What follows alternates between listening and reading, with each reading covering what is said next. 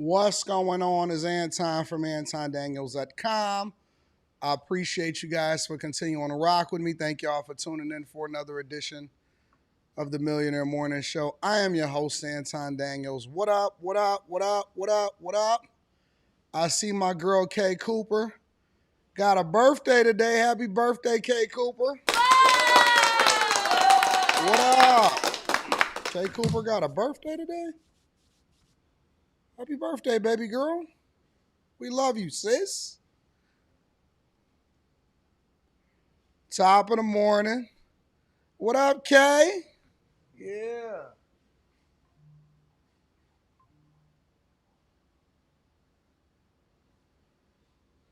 What up, y'all? What up, what up, what up, what up, what up?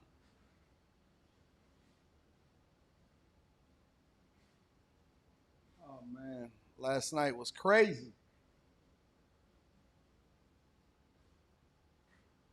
People still don't understand this content game, man. They really don't. What up, everybody in the chat? They don't understand this content game, man. It's hard for them to figure it out. It's hard. It's a hard pill to swallow for a lot of people. Just to know that you don't have it.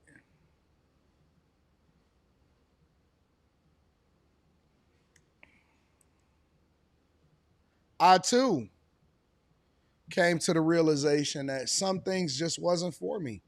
Everything and everybody is not built for everything, man. Everybody ain't got it, bro. That's a hard pill to swallow for some people. You know what I'm saying? And they be watching from the sidelines and they like,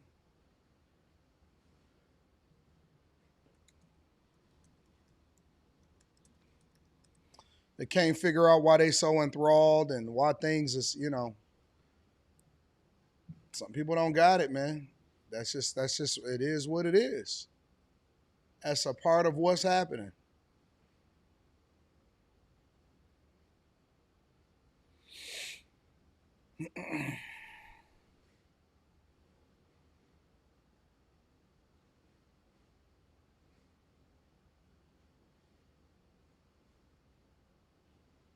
I'm so proud of myself.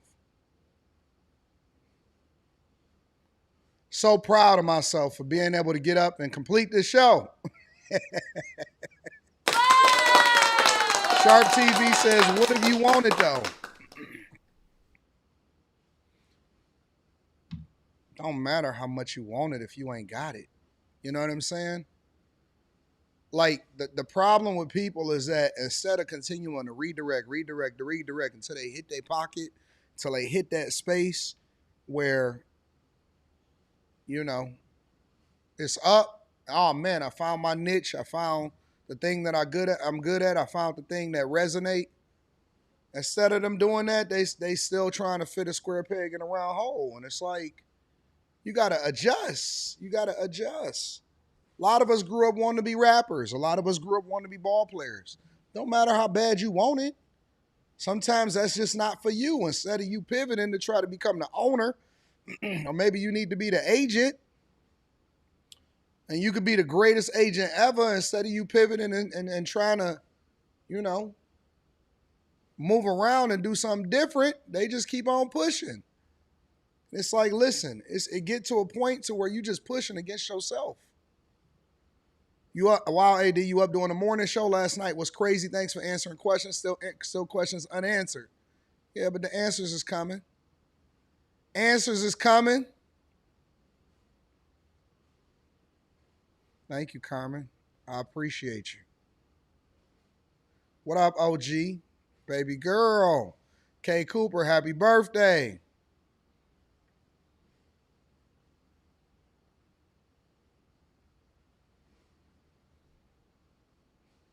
Did you see the FCC is investigating the View? Nope. Nope, I haven't seen it yet. Question AD, who was the first Detroit native to coin the phrase, what up, though? I have no idea. It's just always been a thing. You know how everybody's just been just saying it? It's just always just been, it's just always been there. We didn't notice it until everybody else started making it a thing and saying, oh man, the people from Detroit say, what up, though? And then we was like, oh yeah, we do talk like that. That's just always been a thing in my opinion. It's not your birthday, K Cooper? Maybe it's not her birthday. I don't know.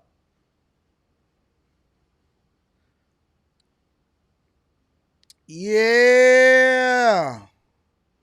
Hope you got some type of sleep, big dog. That was a real late night show. I didn't. I didn't. I didn't. I did not get no sleep. But I tell you what I did do. I put Rita on the plane to go and take care of some business for me. You know what I'm saying? I party hard.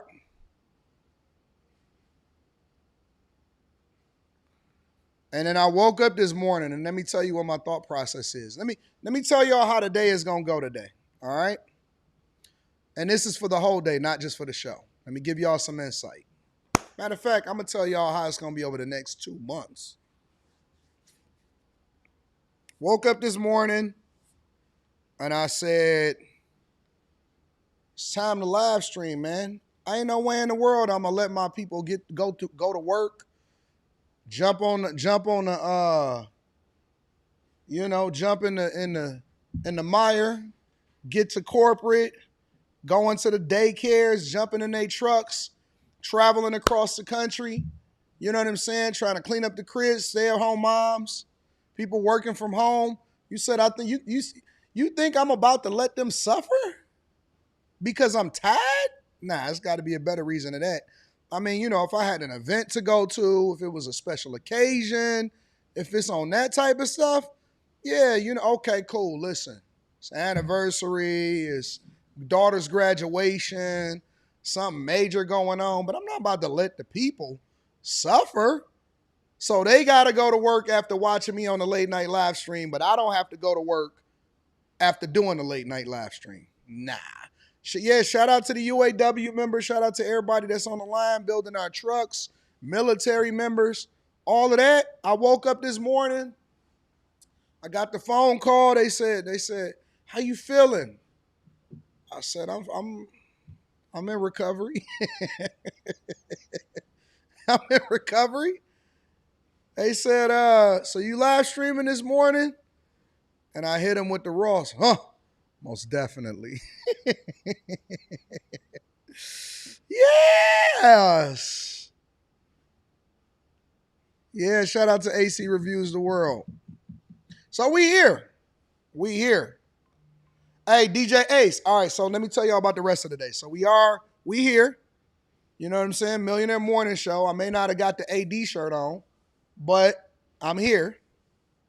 All right, that's number one. Number two, I'm going to do something a little different tonight. I'm going to do something a little different tonight. So tonight,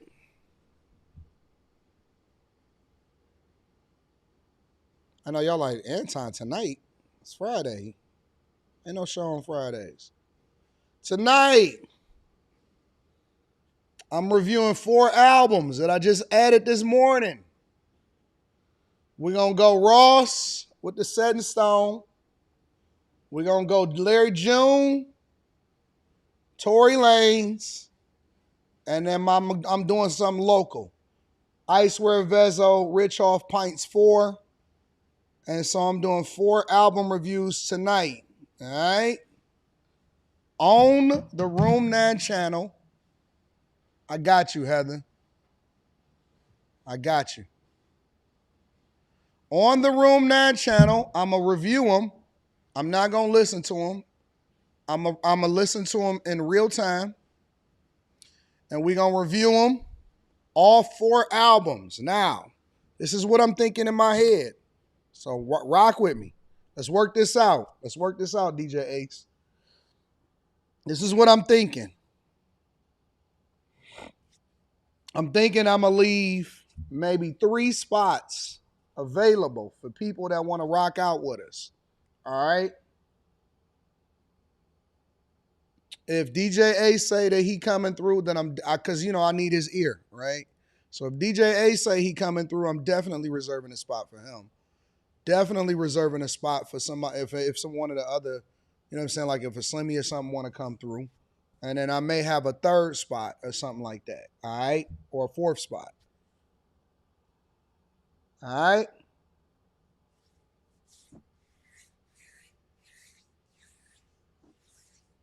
So I'm going to review these albums. I'm going to listen to these albums tonight on the live stream. No, we didn't scrap the other thing. I just want to do this. We testing out different concepts. Don't mean that the other thing is going away. It just means that we testing this out before we get to that other thing. All right? So that's my thoughts. You know what I'm saying?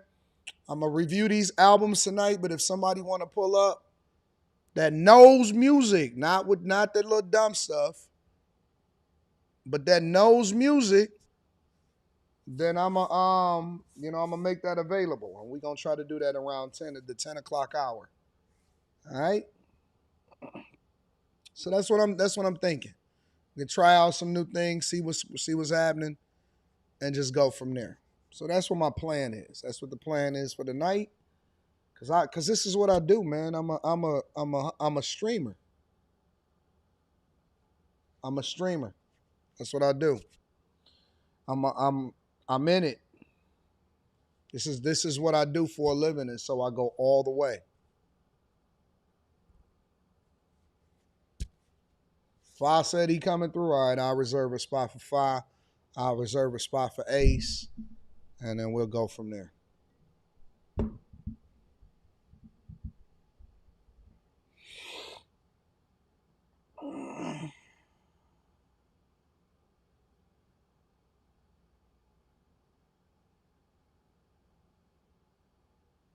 All of this good music, we're not about to let that airtime go to waste.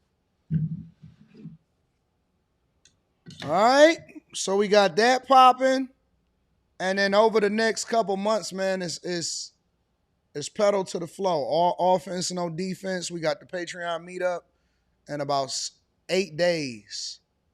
8 days on the 25th of July. We're gonna be in DC. So I'm gonna be there. What time tonight? I'm thinking about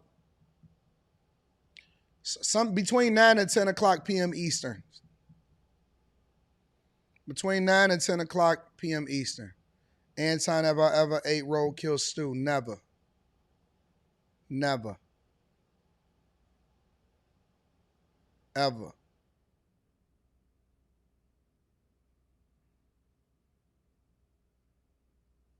All right.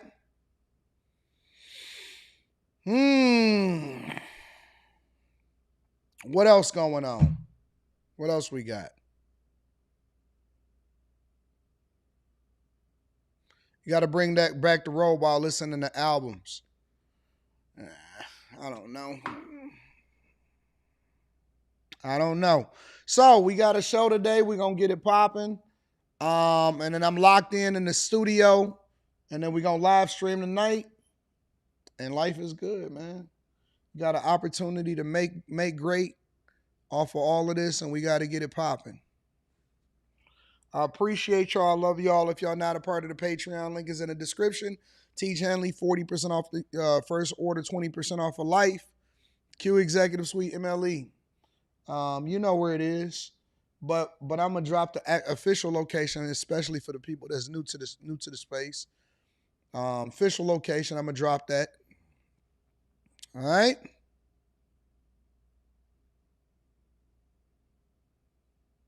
Anything else before we get it popping with the show? Go outside and stream. Nah, man, it look like Dune out there, bro. I can't even see the Hudson Center. I can't see nothing out there, bro. The air look crazy.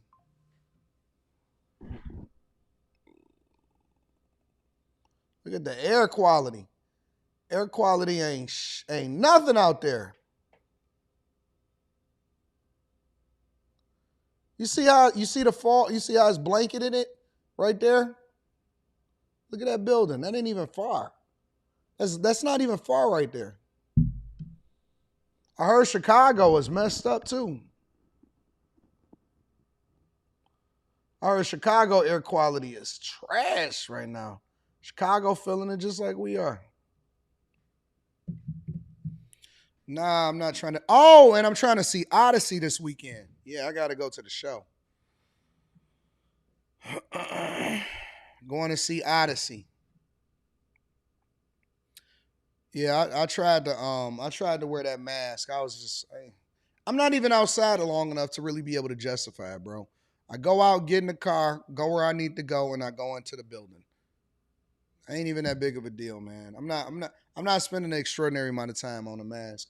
I'll be wanting to catch public transportation, but you know.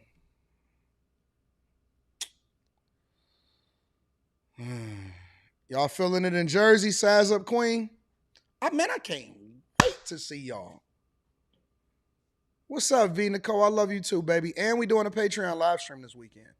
So I'm streaming all weekend, bro. I'm streaming all weekend. I'm getting it popping. What's up, Billy Ray Valentine? What up, Trill Mercy? What up, Manny Plays PC? What up to everybody? Let me read some of these cash apps and super chats, and then we're going to get into some of the show, all right? See what's happening out here in these streets.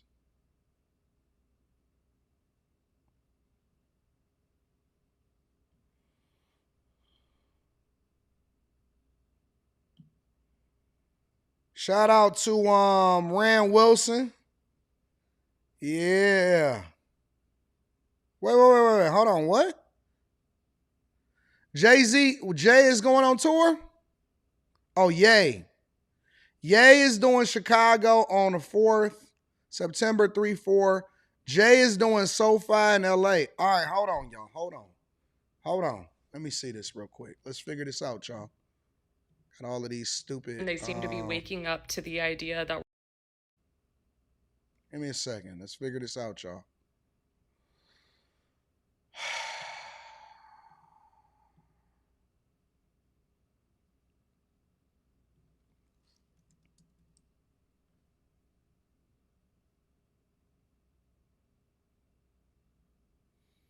Jay-Z going on tour, y'all?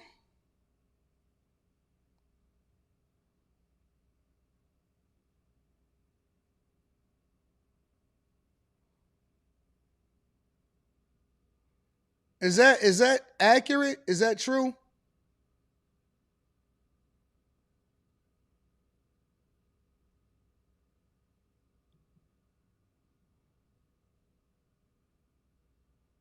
Shit.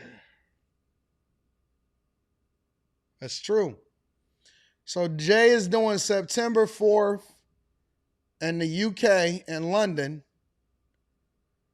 September 10th in Paris, and October 23rd in Inglewood, California. All right, hold on, y'all. Hold on. Let's think this through before we get started with the show.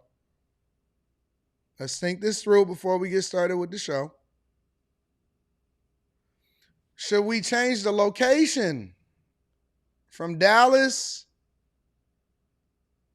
to somewhere in LA?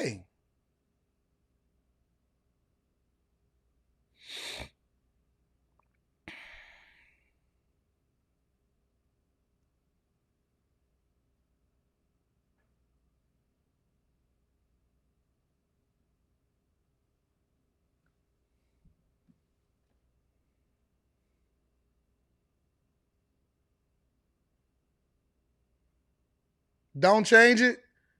That's because your car got plans. All right. I hear y'all. Y'all said no. That's what. Listen, we group think over here. We're not an echo chamber, but we group think. All right. So we gonna keep what we got going on. Dallas is in September. I'ma just make a detour. Well, I mean, we don't have to do it that particular week, right? Mike that dude. What up to Mike that dude? I appreciate you. Said for Mama Daniels, how you know? How y'all be knowing this stuff? Shout out to Mike that dude. I got you. Thank you, my friend. Spencer Campbell. What up, Spence? Appreciate you, Spencer Campbell. John Teal, I appreciate you, bro.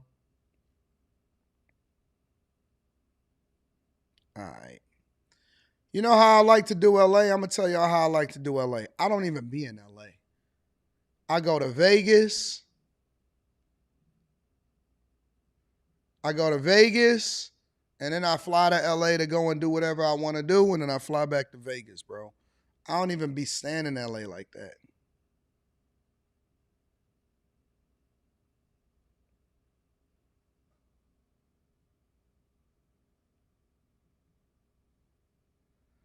All right, Lex, I got you. I got you. All right, we're gonna still do Dallas. All right, we're gonna do Dallas. We popping off, and we're gonna do what we gotta do. All right, y'all. You know, I see people in the chat. It's so funny. Niggas is trying to count Jay-Z's pockets.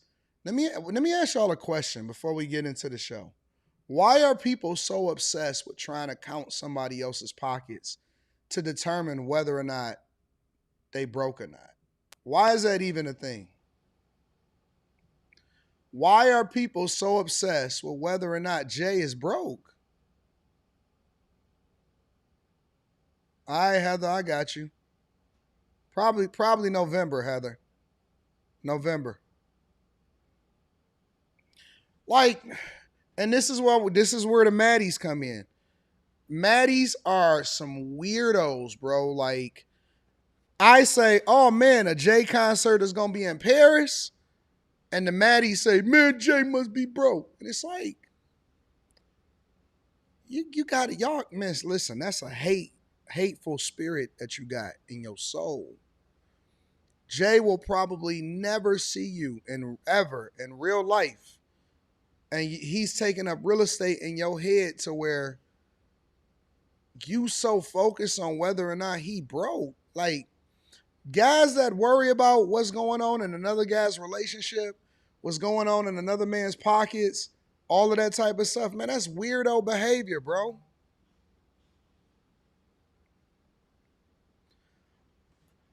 What is it? What is the obsession with trying to figure out what somebody else's money look like? What about your money? If other people, what up, Q Diddy?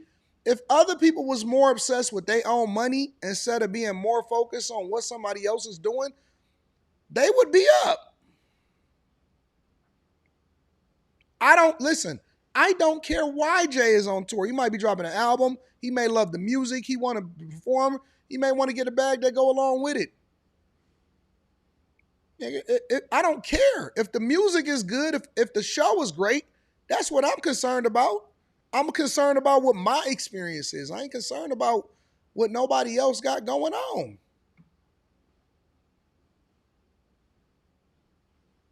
I don't care, bro. I don't care what nobody else pockets. Oh man, Jay is this, and why don't Beyonce break up with him? And it's like, y'all really concerned? Y'all celebrity worshiping motherfuckers, bro. What is up with celebrity worship? I thought that we normalized celebrities. What do I care about what his finances looking like?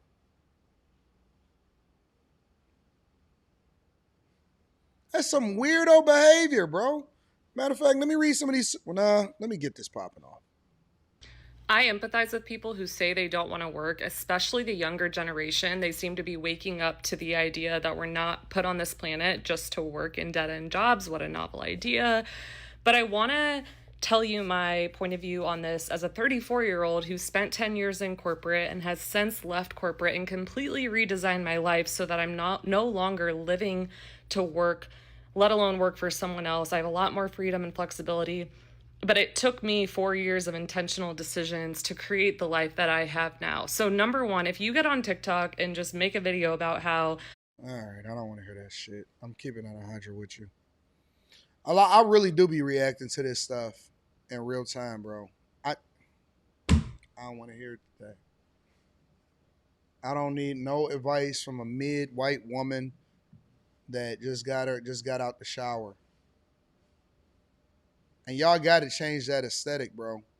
Like, white women, for whatever reason, they just jump in the shower or they go and get their hair wet and then they throw on a big shirt and they, comb their hair over and they think that that's the end of the conversation. I don't want to hear that, bro. Where Trump at? Let's go Trump addressing the nation. Trump.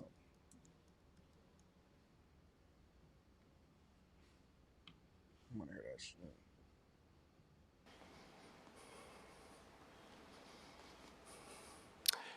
Good evening. Before we begin, I'm proud to report that our country is safer, stronger, and far wealthier than it has ever been before. We are doing great. Less than 2 years ago, we inherited an economic and social disaster. After the worst inflation in 48 years, the wide open borders with millions and millions of people pouring in from all over the world, including criminals of all types, and 11,888 murders, many of whom killed more than one person. We had transgender for everybody, men and women's sports, crime ravaging our cities, and the whole world was laughing at us as a nation, but not anymore. 2 years ago, our country was dead. Now we are the hottest country anywhere in the world. America is respected like we have never been respected before. We have more money being invested in the United States than at any time in the history of our country. More Americans are working today than ever before. This week it was announced that inflation saw the largest monthly decline in more than 6 years. Just happened. It was just given out. The media reported it, and we accept it. The best in 6 years. The tax cuts in our great, big, beautiful bill are saving hardworking families thousands and thousands of dollars, like with the provisions, no tax on tips, no tax on overtime, and no tax on Social Security for our great seniors, along with the interest deduction on a loan used to purchase a car, but only if that car is made in America, and a 100% expensing for our job-creating businesses. Our stock markets are at their highest point in many years, but we can actually say of all time. And your 401ks, pensions, and retirement accounts are setting records every single day, the highest in history. For years, we paid the highest price for prescription drugs anywhere in the world. Now we pay the lowest price under my most favored nation's policy because I was able to get the rest of the world and the pharmaceutical companies to act responsibly. Drug prices are coming down by 70, 80, and 90%. TrumpRx.gov, this will ultimately reduce the cost of health care. You have to go to TrumpRx.gov and take advantage of it. But the cost of health care is coming way down because of what we've done with prescription drugs. And with Trump accounts, every child in America now has access to a tax-free investment account to save for their future. Billions and billions of dollars are being invested, put in by companies and individuals to take care of our children so that at age 18, they will have potentially hundreds of thousands of dollars in their account, and they'll get off to a great start in life. And it's actually so funny that a lot of people are mad that the accounts is called Trump accounts. People are mad that the accounts are called Trump accounts, and they're willing to forego, don't want to get that ban. Like a ban is a light amount of money. A ban invested today, compounding over a period of time, can turn into a significant amount of money if it's just sitting there for the next 18 years, depending on how the markets is doing.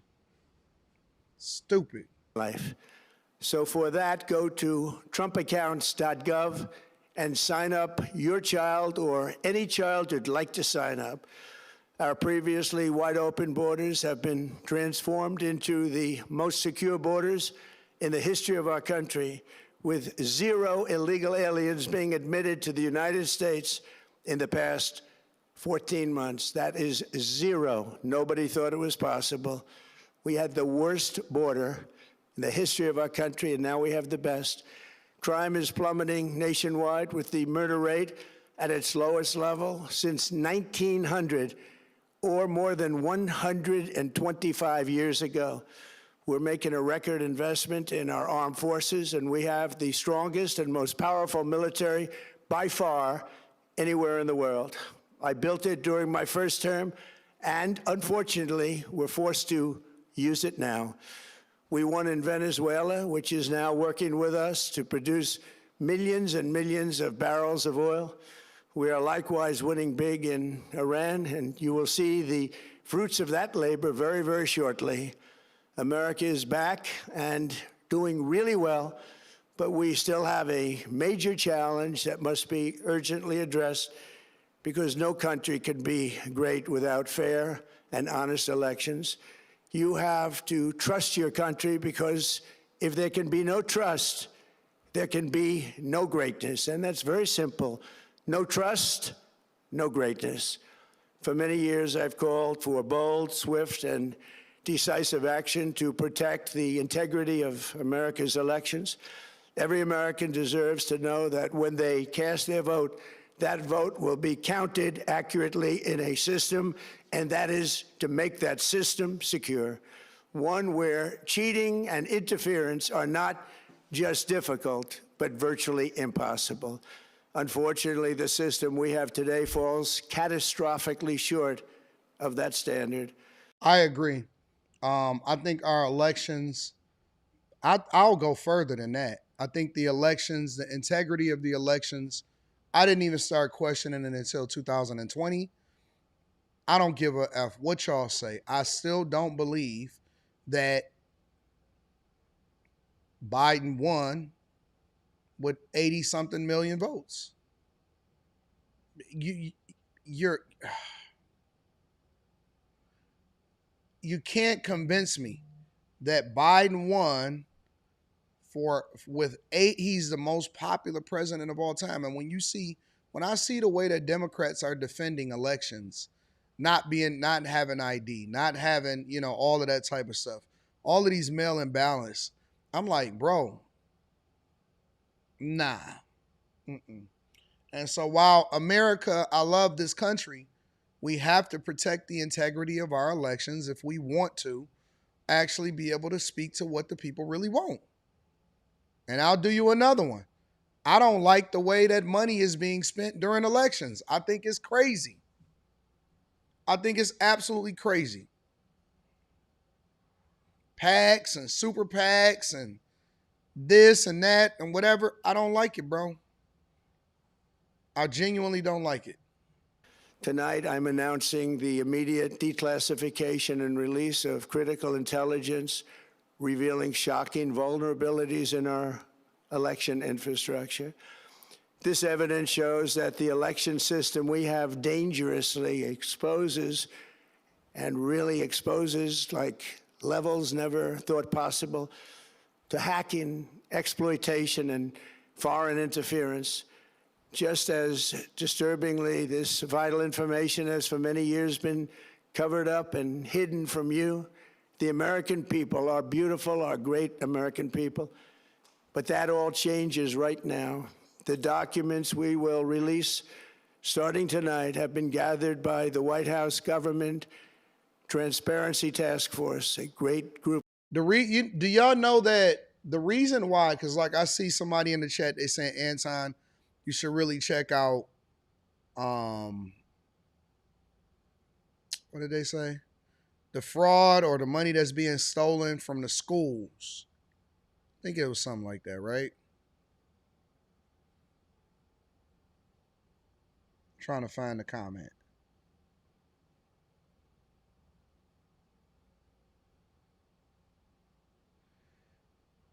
Um,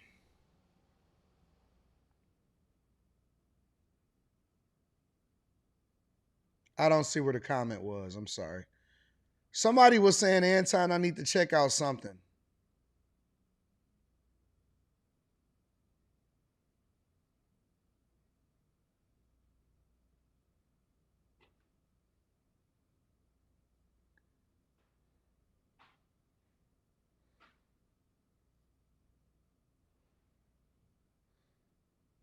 Anton, I wish you would look into public education and how corrupt it is in Houston and all of the neighboring districts.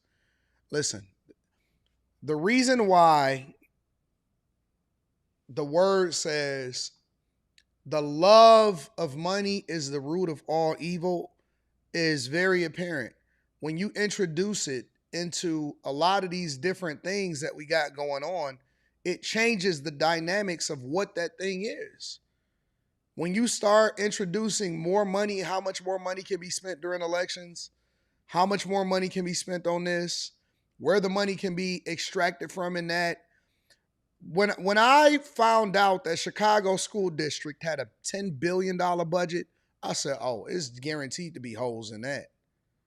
Somewhere, somehow, somebody else is getting rich or multiple different people are getting rich.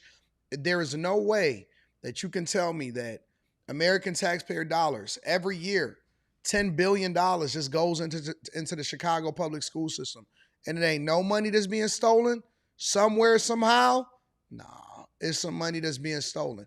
And sometimes it's not even covert, it's overt, meaning that, you know, it could be in the form of, yeah, man, I got this contract with the schools and all of this other stuff. That's what happened with Detroit Public Schools. You still up with me, baby girl, Kimmy? That's why I love you. Thank you, Kimmy. It's my girl, man. That's my home girl. That's my baby girl right there. And there's no way that you can tell me that $10 billion can be managed by CPD or CPS, Chicago Public Schools, and it ain't some leak somewhere. So the more money that you introduce into anything, the greater the possibility of it being corrupt and the greater the possibility of fraud. Happens every day. This ain't a Democrat thing. It's not a Republican thing. It's not any of that. Sometimes when we discuss stuff, even though the person that may be having a conversation may be Democrat or they may be a Republican, some of the issues that we have has nothing to do with what the person is that's discussing it on the stream. Election integrity needs to be a thing. It doesn't matter if it's a Democrat in office. It doesn't matter if it's a Republican in office. We need to have election integrity. It just is what it is. Whoever wins needs to rightfully win, and we need to know exactly what the real numbers are. It's not about proving it wrong. It's about getting it right. And that's the thing that Eric D don't understand, right? Objectively speaking, because Eric D wants everybody to prove everything, justifiably. I get it. But when we just use basic human logic, just in general, let's say, for the sake of conversation, Eric D, right, that Biden did truly win. Let's say that he 100% beat him. But is it a possibility that he is not the most popular president of all time when it came to the election? So what I'm saying is, why are we not, regardless of where we stand on the side of the aisle, why are we not trying to make sure that we have election integrity and that we're not finessing, that it wasn't any real fraud or any of that type of stuff? Okay, let's say you won. He won. He was the president. It really doesn't matter because you can't go back in time and change the fact that he was president for 4 years from 2020 to 2024. But why should it change the fact that we should be pushing relentlessly towards making sure? Listen, Eric, you're missing it. You're missing what I'm saying. I don't believe it. In my opinion, I don't believe it. That doesn't mean that it changes the circumstances. It doesn't mean that it changes that he was a president. It doesn't mean that it changes anything. Right? I look at things two different ways. I look at it from the lens of how I feel about it, and then I objectively look at what it is that we need to do to make sure that it is the right thing. So just because I may have an opinion about something or I may feel some type of way about something doesn't change the circumstances. But let me ask you a question now. Why are you so hell bent on that part of the conversation instead of also saying, but we still need to have integrity in our elections? I know he's intentionally missing it, but I'm using it as an example to show you that not being objective actually feeds into a lack of integrity when it comes to these elections or anything that we may be talking about.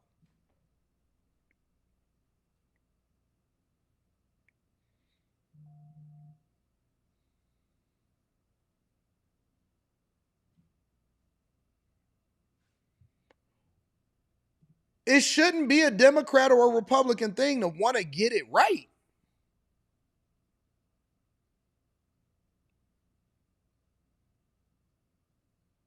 It shouldn't be, oh, you Democrats are mad or Republicans are mad. Nothing changes. But what I'm saying is that what about the future of our elections? And do we want to make sure that we get it right and we get the numbers right,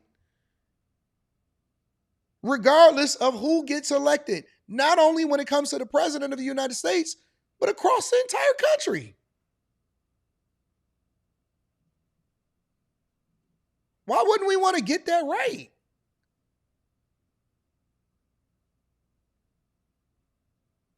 But only Republicans cry when they lose, but we won. I'm looking at the president being a Republican right now. It doesn't change the integrity.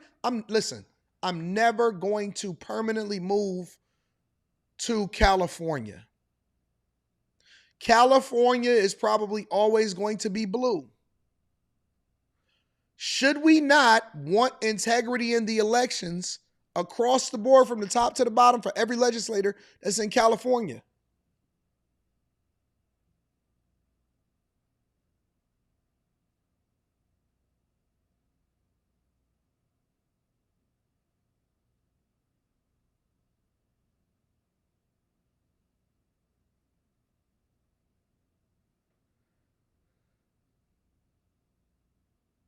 Am I off?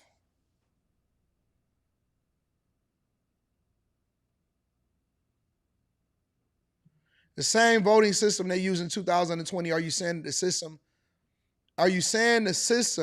that got him elected is wrong?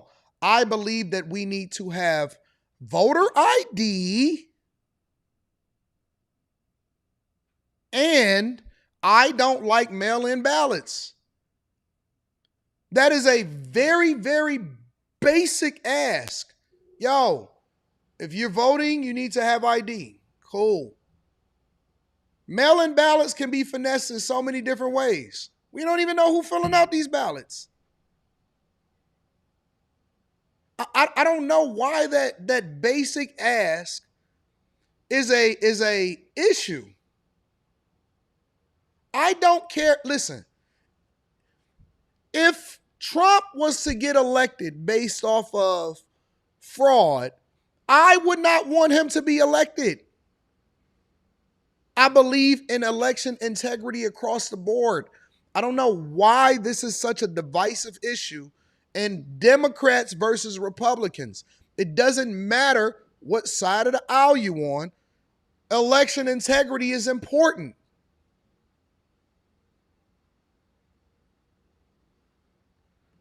Look, see, Anton Repubs.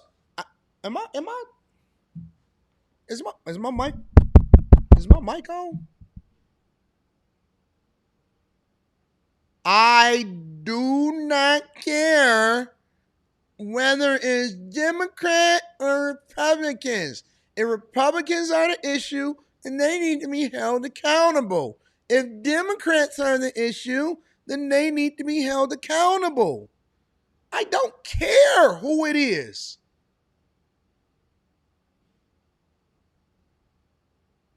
I want it to be election integrity. This is not a Democrat versus a Republican conversation for me.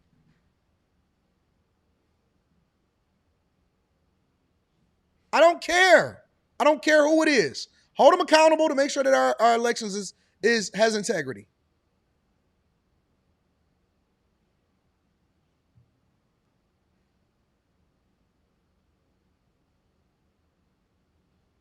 Why is that so hard for people to understand?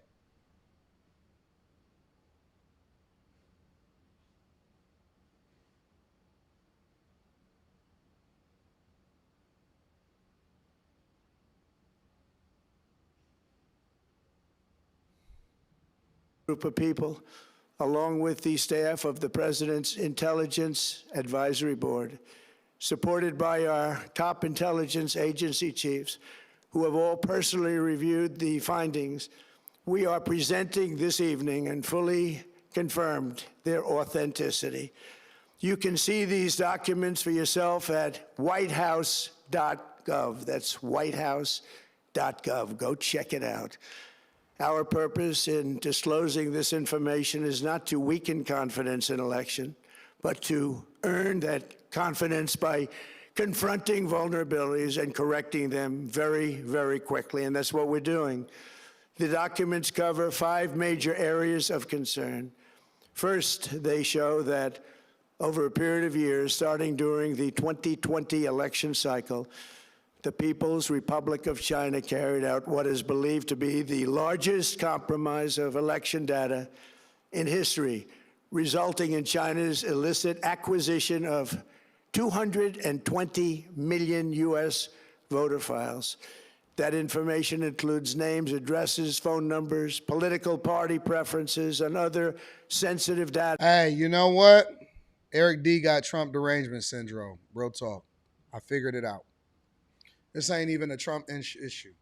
It was never a problem until Trump lost. Well, obviously, we all know that the pandemic played a major role in what was going on with the elections and if people could even vote or not.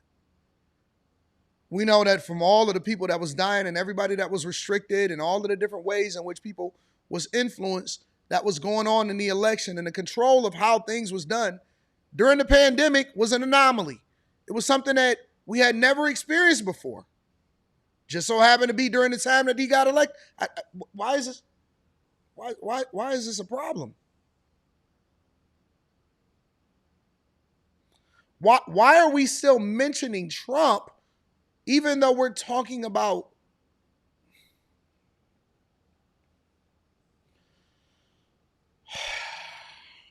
y'all got it. Y'all got it. Never try to go back and forth with people that are intentionally not understanding what's being communicated. I'm butthurt that I'm butthurt that Trump can't provide proof for these bogus. I'm butthurt that a person that is our president that has nothing. I'm butthurt. I'm hurt. Okay, you're right. I hope every single Democrat burns down the cities that they live in and that they're the steward of. I hope Chicago, I hope everybody's property taxes in Chicago goes up 100%. I hope homelessness and squatting rights expand in Los Angeles. I hope Mom Donnie allows for socialism and take over every single grocery store in New York. I hope Atlanta turns into the baddies capital of the world. I pray that y'all get everything that y'all want in all of these cities that y'all wanted in.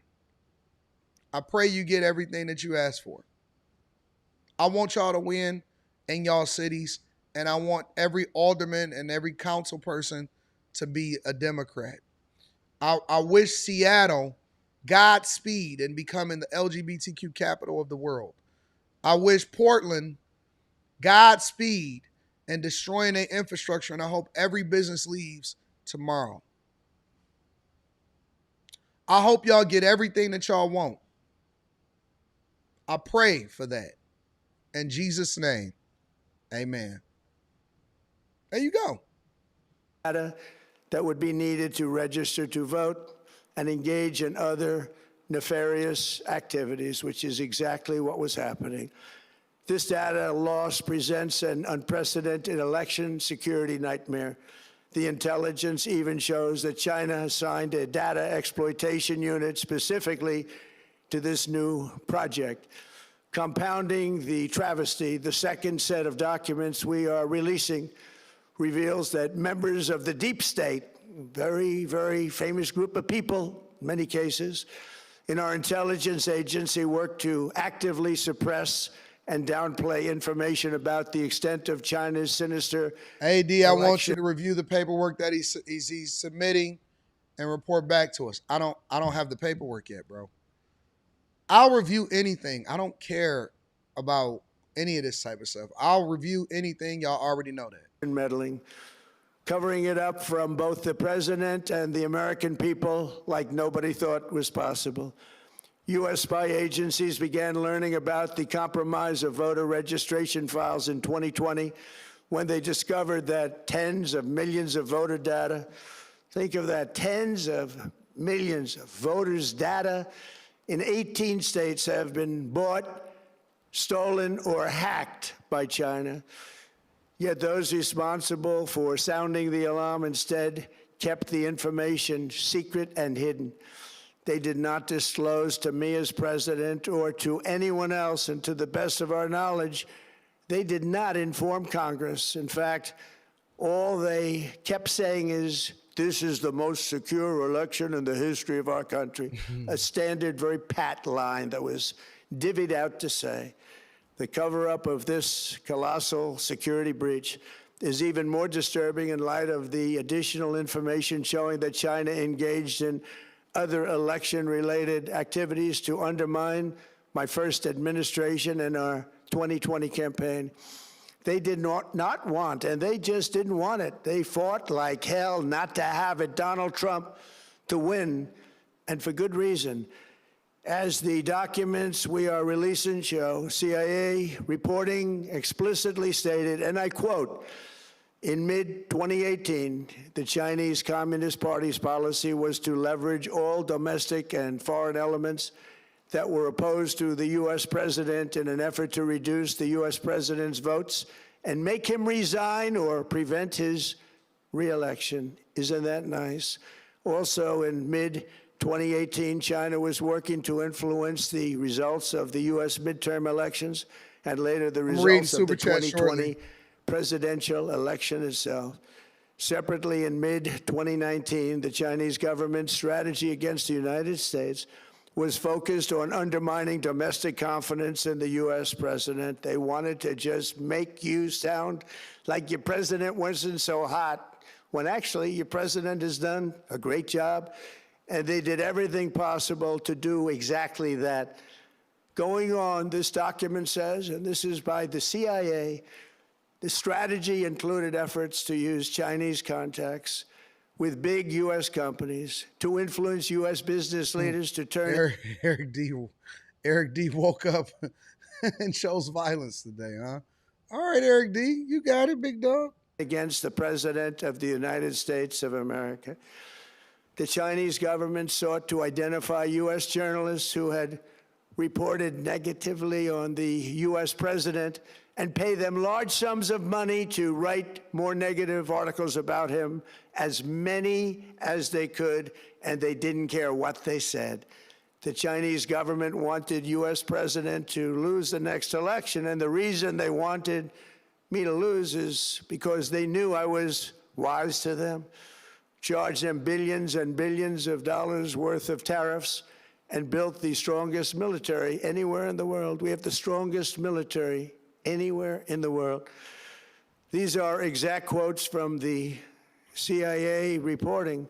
The name of the person doing the quote is now under review, but it gets even worse. Raw intelligence obtained by the FBI in 2020, yet buried by rogue bureaucrats, stated that China's activities even included an attempt to manufacture illegal ballots for Joe Biden.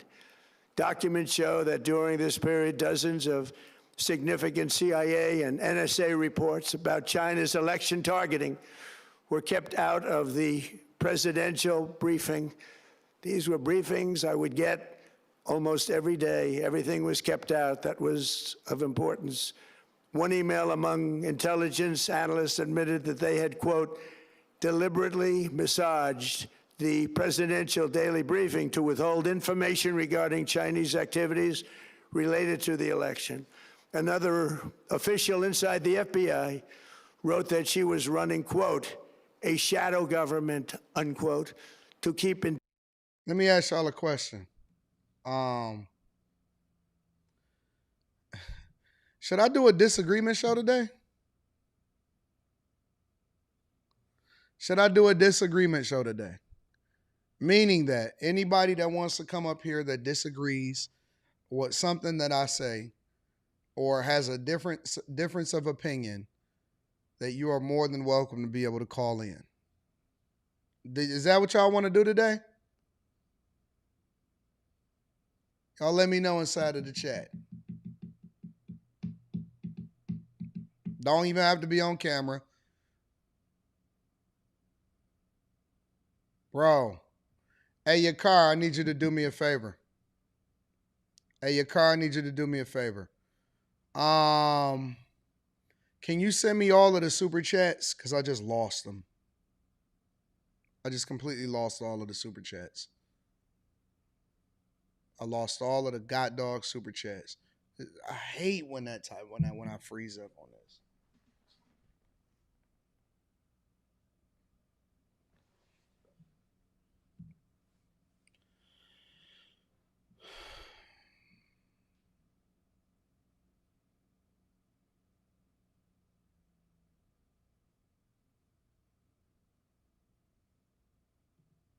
Such efforts perceive the motivations to be blatantly political. Recently, we found significant numbers of burn bags. Am I muted? Am I muted?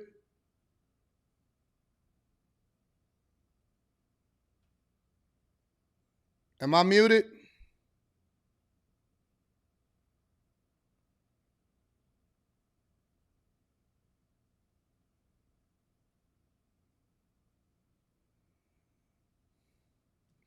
Testing. Am I muted? I'm good now?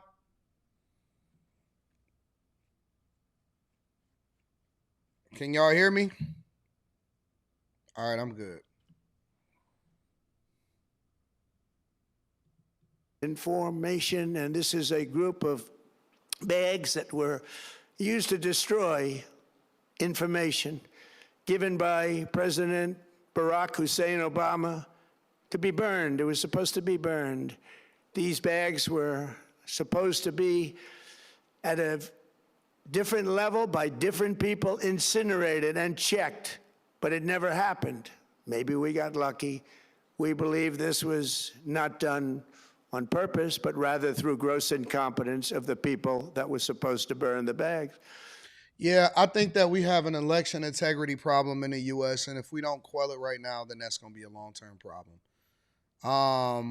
Make sure you guys hit a like for the algorithm, subscribe to the channel, and turn on your notifications. I'm good. Yeah, man.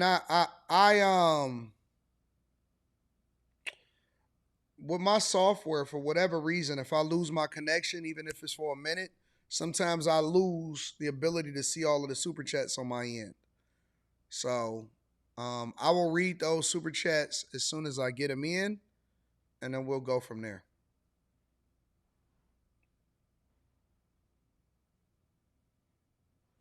A video delay is crazy. How is a video delay crazy? I got about a 10-second delay. What do you mean a delay? Is it a delay in the speech? What's going on?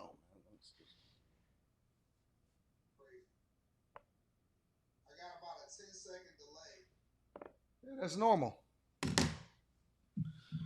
Some of y'all may have to refresh and then come back in. All right.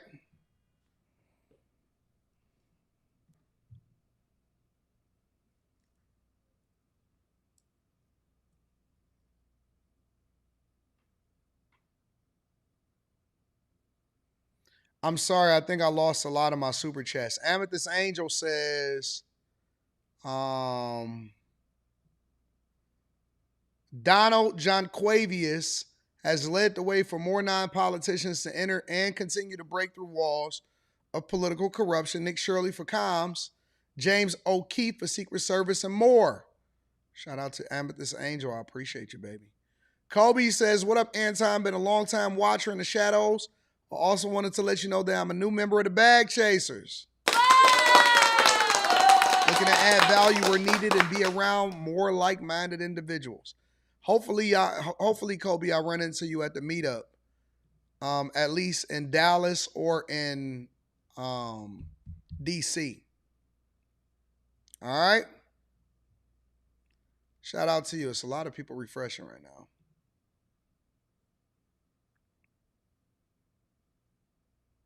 Well, what would you like me to do about the ads? It's nothing I could do about that. All right? Okay, so would y'all like me to turn the ads off during the live stream?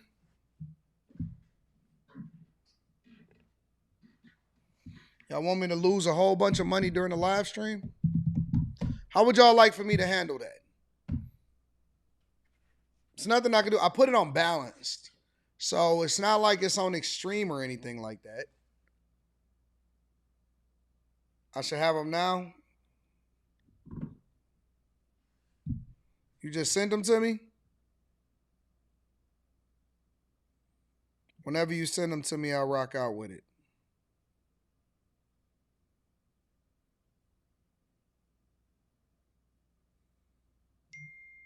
All right, bet. Let me read some of these super chats. All right, y'all. I read the Amethyst Angel one.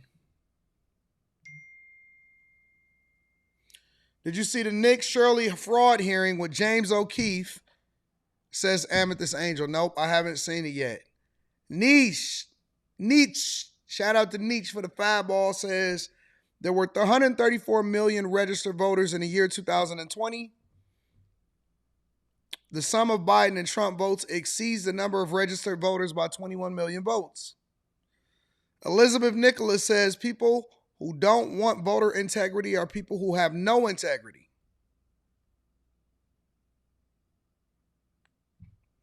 The Game Shocker says, hey, AD, did you hear that new B2K song just dropped? I haven't. Long Way ENT says, put some footage of the meetup in the Patreon. You know, I always kind of look at it as you got to be there to experience it as far as anything Patreon related. I like to keep it like if you know type of thing. So I don't know about that. Because that's what makes it unique is that you got to be there to experience it or you just got to hear people talk about it.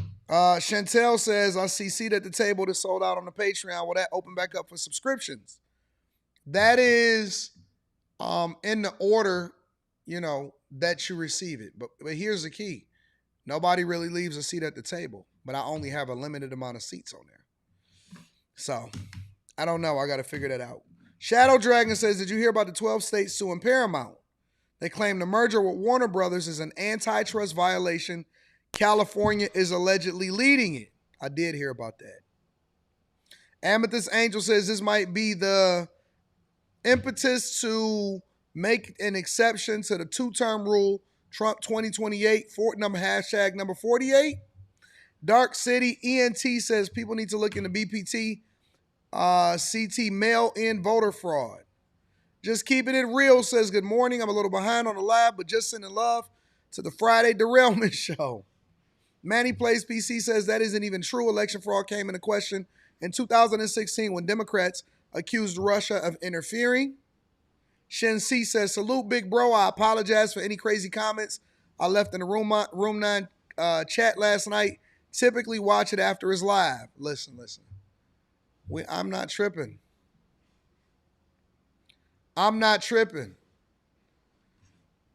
If y'all noticed last night, and I kind of talked about it at the end of the show, if y'all noticed last night, I actually addressed the whole idea of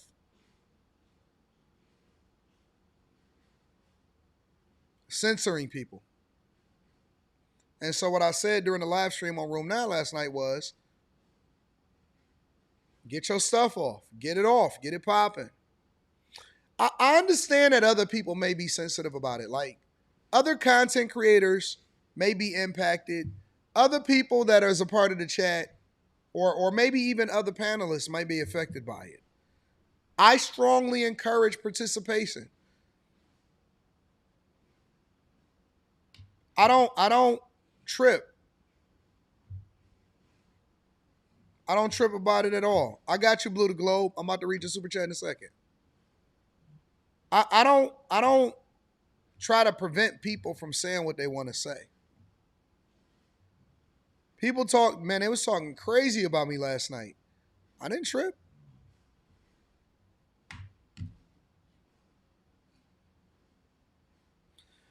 Blue the Globe says boarding my flight to Punta Cana for my boy's wedding, bumping a new Ross, Camel Meat. That's a song on there called Camel Meat. I'm gonna be doing a review.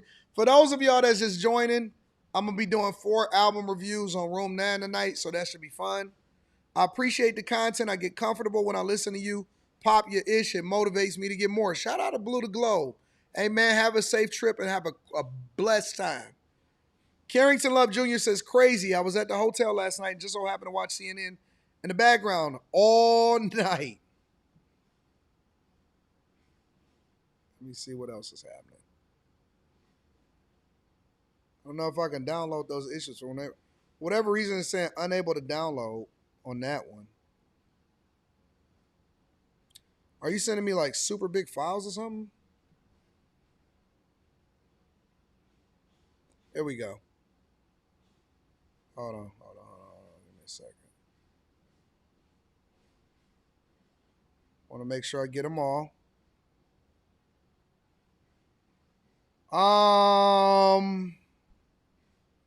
B2K song. CNN.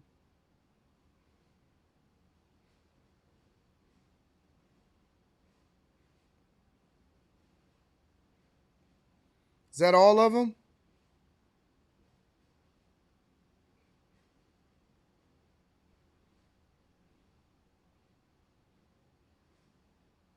I think that's all of them.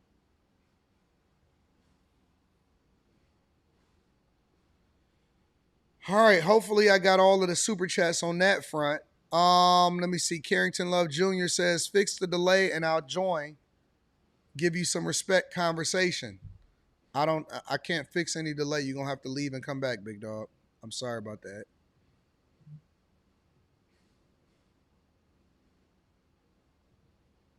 Caramel Wonder says, nah, let him pay for premium. You gotta pay to play. Good morning. What up, Caramel? I appreciate you, baby girl. Chi-Town Bully in the building says, from the north side of the Chi, goodbye me. South side, no thanks.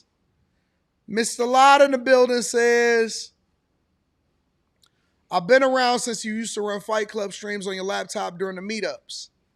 Seems like forever ago. Yeah, that was good times. Eric D says, appreciate you always letting me get my thoughts off for these last couple of years and pissing off your chat. Still my guy. What up, Eric D? We don't take none of that sensitivity. Chris Cunningham says, F that AD, put the ads on extreme. I'm petty today. Nah, I'm not going to do that.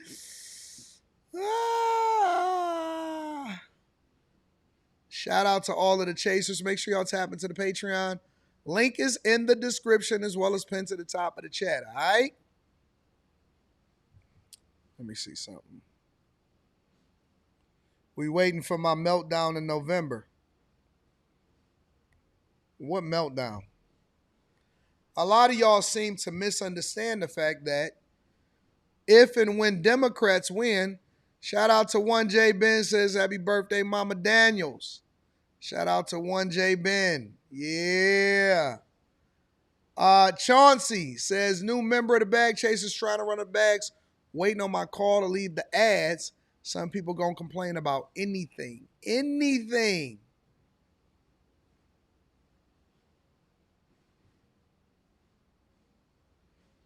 This ain't the first music review. We reviewed all Drake's albums. We reviewed music before. Maybe I shouldn't do a music review. What up, Val? She said it's almost the weekend. Do y'all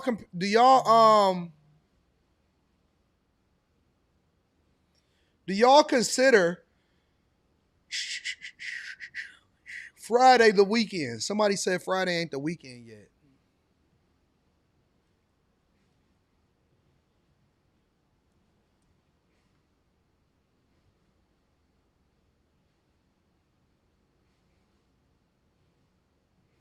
The back and forth.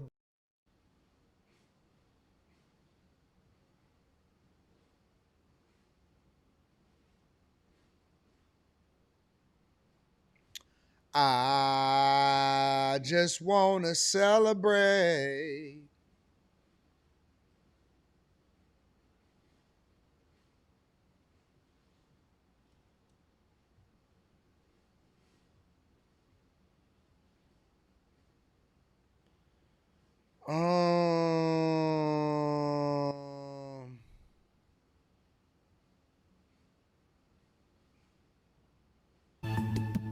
Give me a second. I got to pull something up.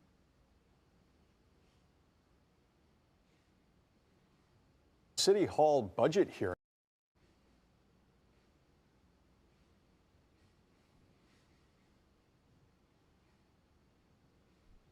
sets the stage for another showdown between Mayor Brandon Johnson and members of the City Council.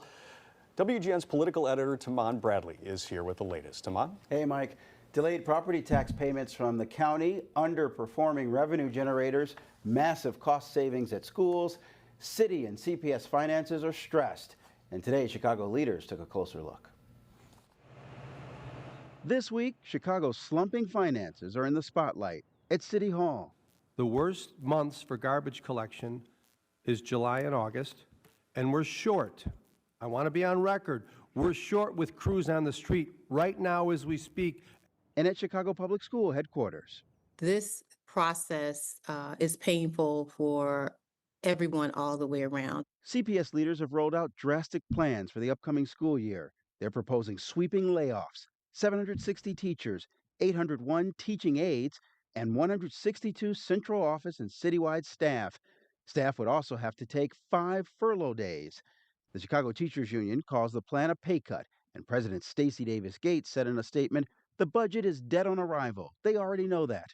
Mayor Johnson is asking the state to do more. The state has to do its part to increase the funding for our public schools. Otherwise, our workers and our children are going to suffer. CPS is looking for the city to provide $200 million in TIF funds, though the city won't declare how much TIF surplus it has until the fall. Every time this administration does RFIs, it's a delay tactic. Today, alders grilled Mayor Johnson's budget team about the half-year budget shortfall. Revenue measures included in the budget over the mayor's objections have so far not produced any revenue. The mayor's opponents say that's because his administration is not trying hard enough. This is frustrating, not just to me, but many of my colleagues, to see that zero progress was made on 4 different revenue streams. We are working enormously hard to enact the budget that was passed by City Council, and there are a ton of public servants who are doing exactly what you've asked them to do. Listen. You know what I know is happening? It's going to be a lot of flower bringing and soul singing in Chicago. When I look at these people, and I look at the city council, and I look at Chicago's mayoral team, and I look at all of these people, I see failure. I see people that are making $150,000+ a year and failing. And this is when debate is meaningless, right? Because I believe in debate, I believe in conversations, but I think that sometimes you can have too many people in the room doing too much and it leads to nothing.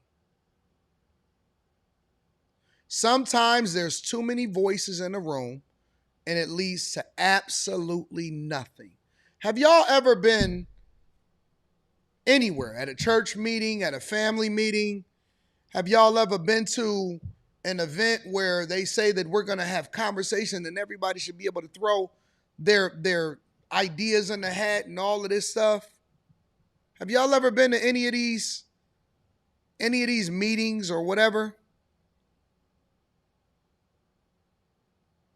Sometimes there's too much noise.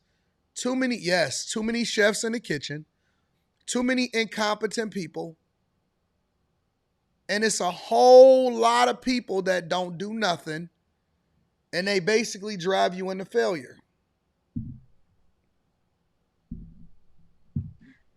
Honestly, it's too late. You got all of these people that's in this room, and you telling me that year after year, time after time, that nobody can figure it out, that ain't nobody can figure out how to fix the city?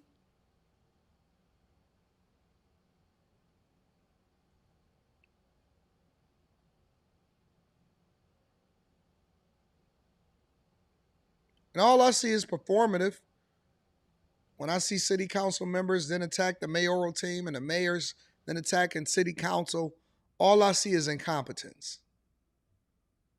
All I see is incompetence. It does. Sometimes it sounds like room 9 arguments. And I just sit back and I'll be like this. But let me tell you what the difference is between the Chicago's leadership and the room 9 leadership. I allow for the arguments and the bickering, but at the end of the day, it's only one chief. And the chief is the one that makes the decisions at the end of the day. That's it. That's it. And it ain't no budget deficit over here. It's only one king. The illusion of democracy is what precedes you.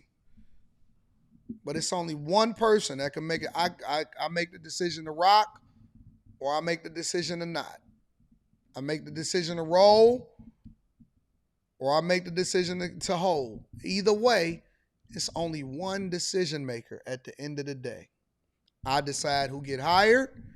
I decide whatever happens. And so that's the difference. Is that we actually put on great stuff. It's only one.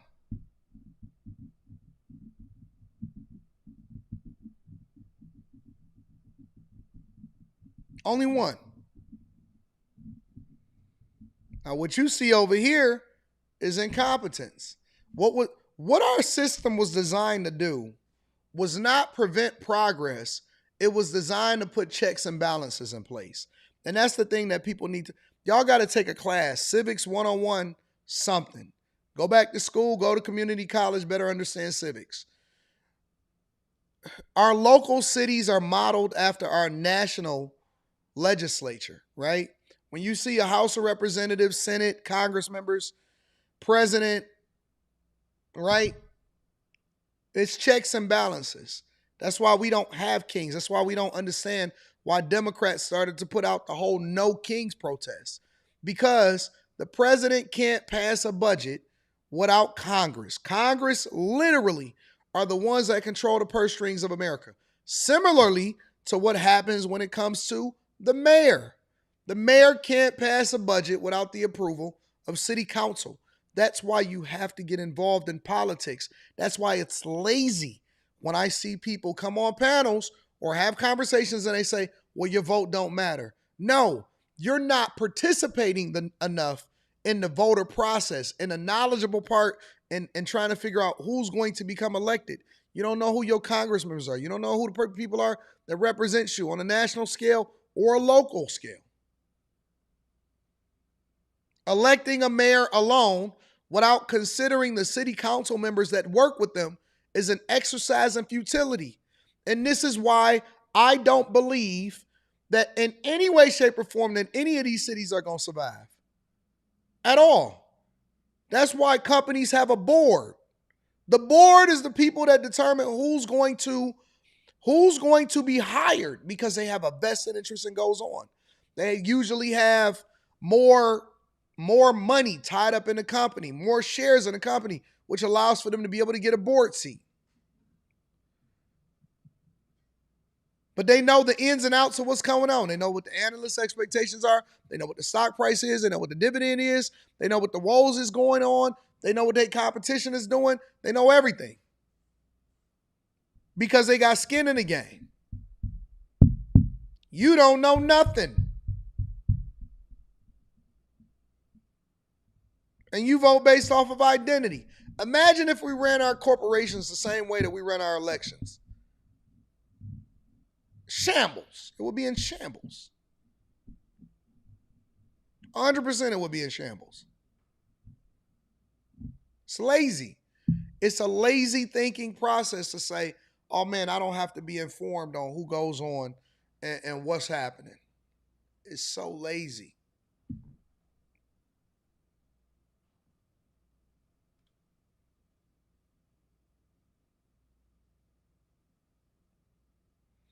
I absolutely believe that I can win a seat on any city council and mayoral election at any time that I decide to.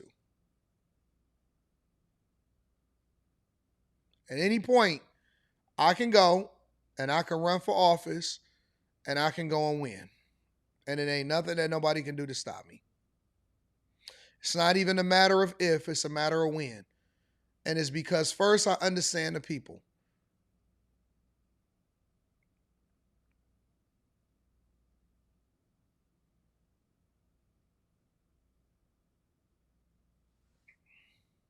Every last one of these people. Servants who are doing exactly what you've asked them to do. Every last one of these people. You got people, man, y'all determine who's going to be running y'all schools. Y'all determine who's going to be running y'all garbage collection. Y'all determine who's going to be basically the police chief. Y'all figure all of that out. Judges. Somebody said Cap. Shh.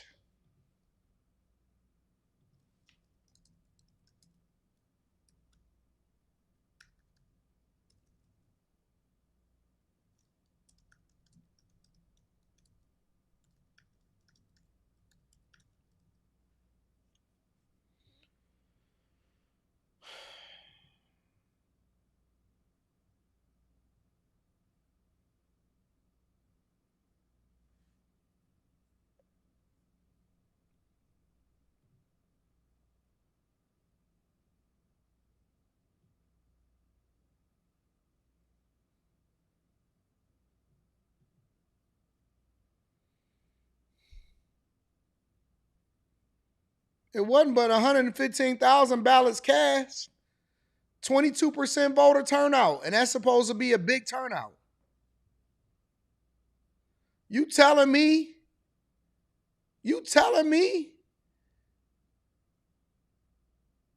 Come on, man. Come on, bro. Stop, bro. At any point, I could take this over. City council. Come on, man. You could beat this with a stick. All you need,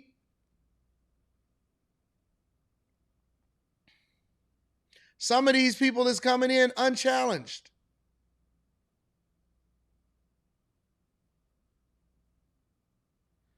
One with less than 14,000 votes.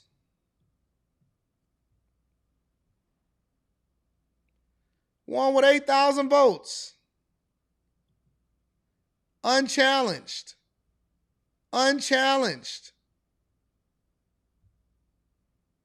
One of 6,200 votes. This ain't hard. This ain't hard at all. Write-in candidate for police commissioner, community advisory counselor.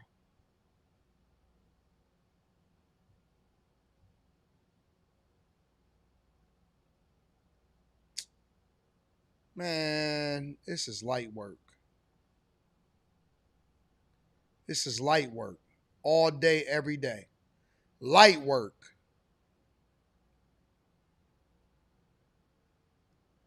%22 voter turnout. Please. My strategy will be so lit, so easy. Light work all day long. Ain't no way in the world I can't lose. I can't lose. What are you talking about? There just ain't enough money in it for me. What do they make? What does city council make?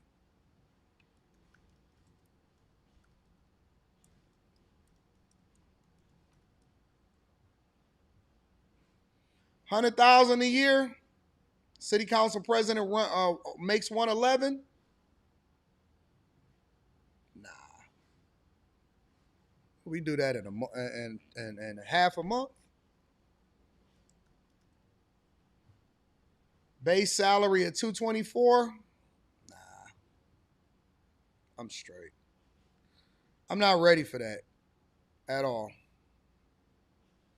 Not ready to only make 224 and give up this lavish lifestyle.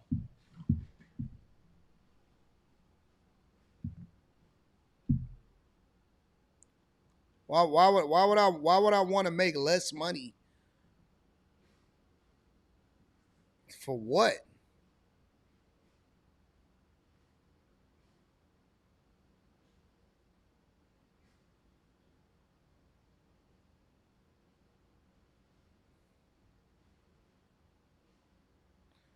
If I decide to, when I decide to, then you'll know it. And I can win as a Republican too.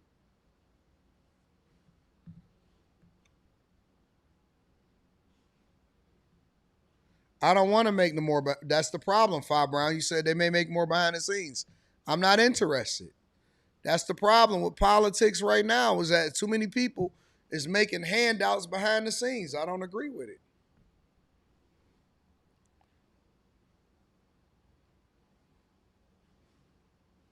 How much does the governor make?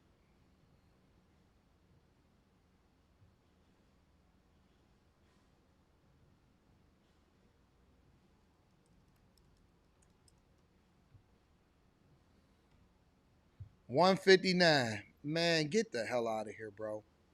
And the governor receives a $54,000 annual expense allowance to cover normal reimbursement costs incurred in carrying out the duties of the office. Pass. Hell no. See, the problem with this is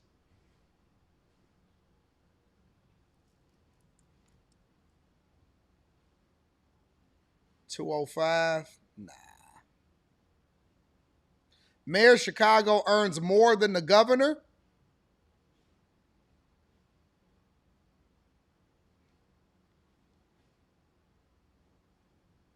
Nah, I'm good.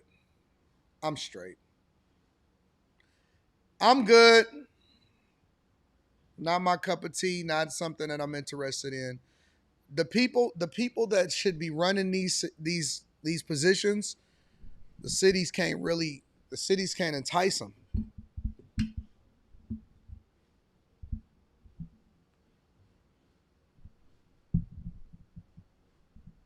Cities can't entice them. The people that can fix this, that should be running it, I'm good.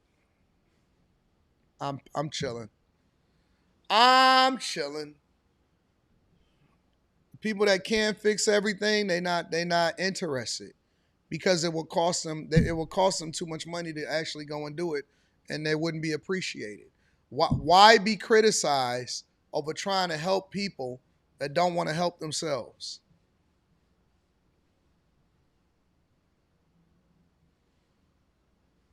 I'm not going to not host a morning show every morning. Why would I not host a morning show?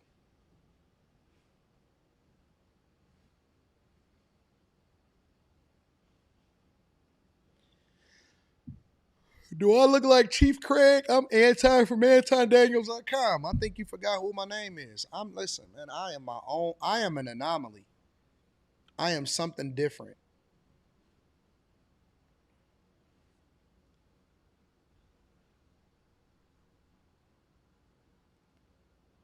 We'd have no morning show if you want. Oh, yes, we would. Yes, we would. We would. Yes, we would. We always gonna have a Millionaire Morning Show. I don't care what happens. No, I'm good. I need to be able to talk about the hoes. I need to be able to talk about a lot of different stuff. I'm not gonna be censored. I'm not gonna be controlled. I can't be controlled. I'm not interested in none of that type of stuff, bro. At all. I need to be able to call people out.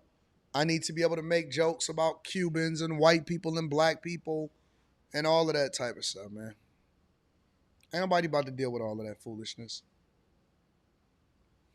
That's a sucker's job.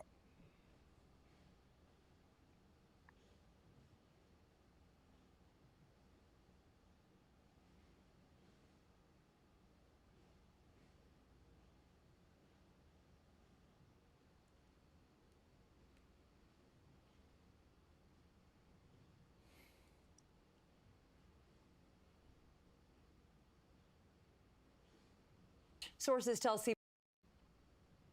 I don't like the fact that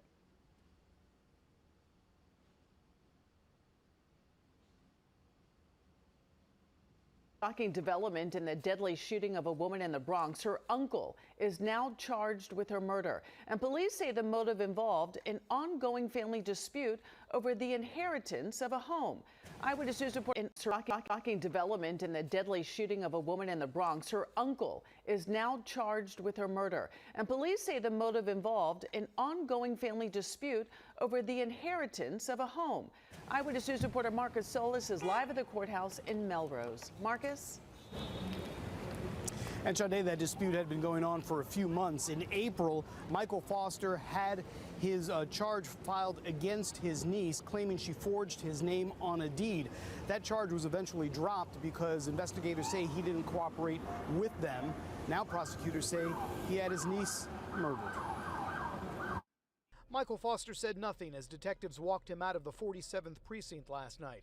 That's just a mile from where the NYPD crime scene unit spent hours collecting evidence, removing weapons, including a long gun from his house in Mount Vernon, the same two-family home where his niece Julia Anderson lived. The 39-year-old was shot to death Monday night in her car just after leaving work. Omaira Andino is the CEO of the nonprofit organization the victim worked for 17 years. There's not one bad word uttered about her. She cared so much about the people that she supports. We even wanted to give her a promotion at one point, and she said, no, I love what I'm doing. That work was providing care for developmentally disabled adults. Anderson had just completed her 4 to midnight shift and was parked across the street from the group home when she was shot multiple times. The bullets fired from the passenger side of her Jeep. I just finished a town hall meeting to talk to staff about it, and shock is probably the least I could say it is, but devastation is definitely is probably more accurate. Investigators believe the motive is a dispute over inheritance of the family home. Records list the owner as Isilda Foster, who died in 2023. The suspect, allegedly angry his mother left the house to her oldest grandchild. Andino says hearing Anderson's uncle is charged with murder is like something out of a movie. She was well loved. It really is a devastating news to hear when someone just passes away. We've had employees pass away for illness. This is different. And again, firearms recovered at the home. Foster prohibited from owning them.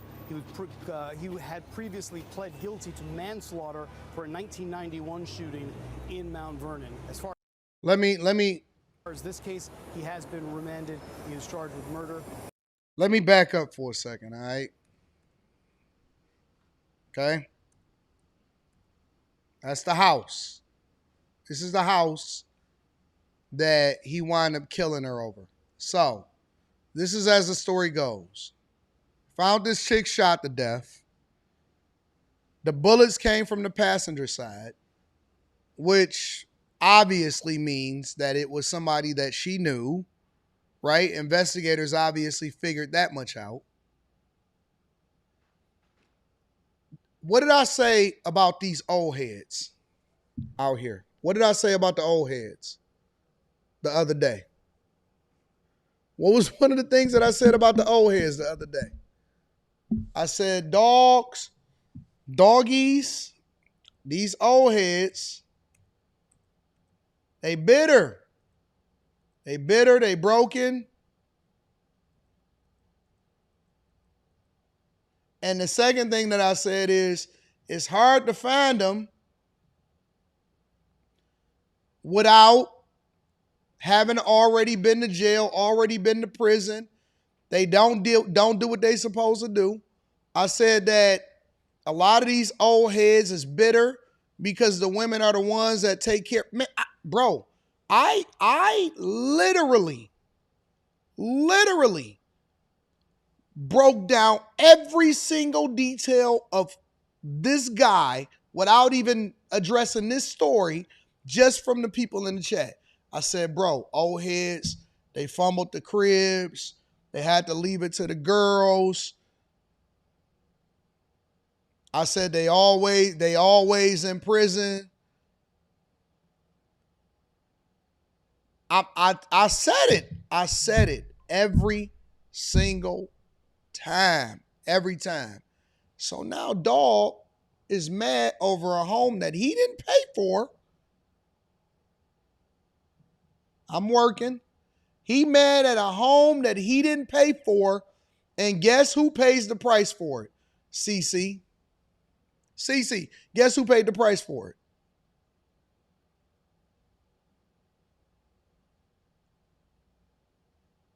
Guess who paid the price for it? Another woman.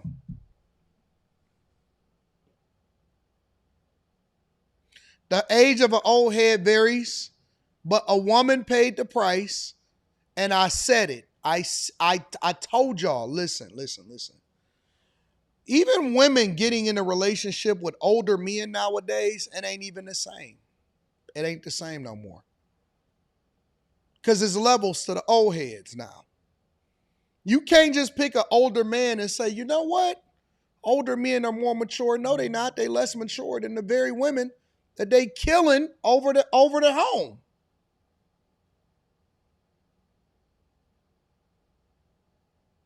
First of all, the question that we got to ask ourselves is, how come he didn't have a home of his own?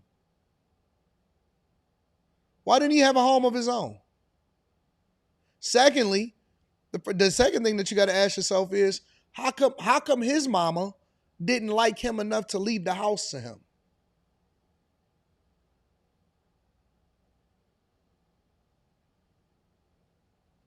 How come mama skipped over and handed it over to the grandbaby?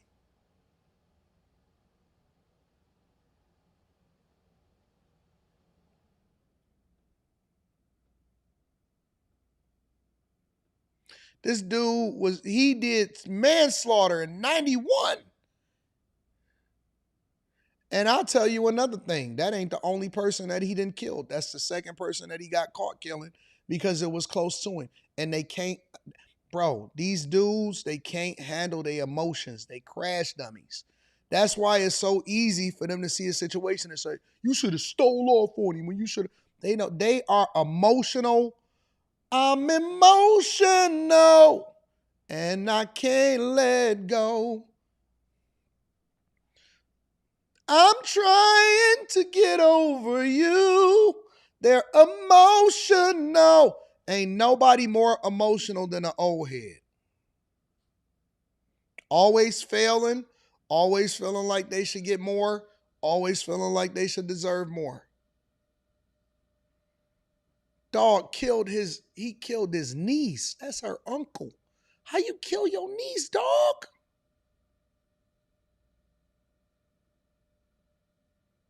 Now, you ain't just got to worry about the streets. You got to worry about Unc and them.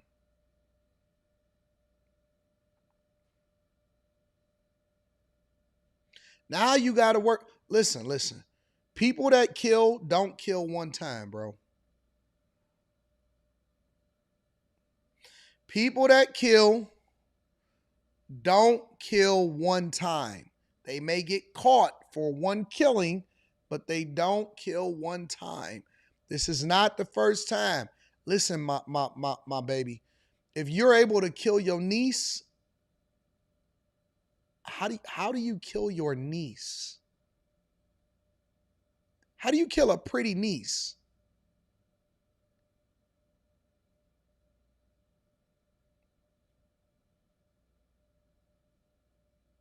This ain't the only time that he done ever did it. It's killers walking around all day, every day.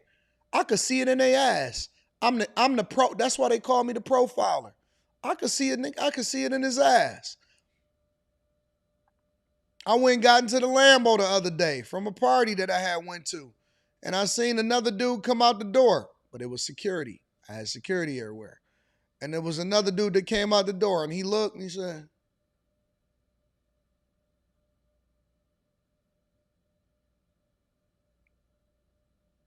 he did like this. I said, yeah, that's a jealous nigga right there. I said, it's all in his system. He can't help it. It's all over him. Cause the moissanite chains ain't hitting the same as these Lambo wheels. It's not hitting the same. And so that's when you got to start driving. You got to hit 180 on the freeway. You got to take the back way, the left way, the right way, to make sure that you're not getting followed.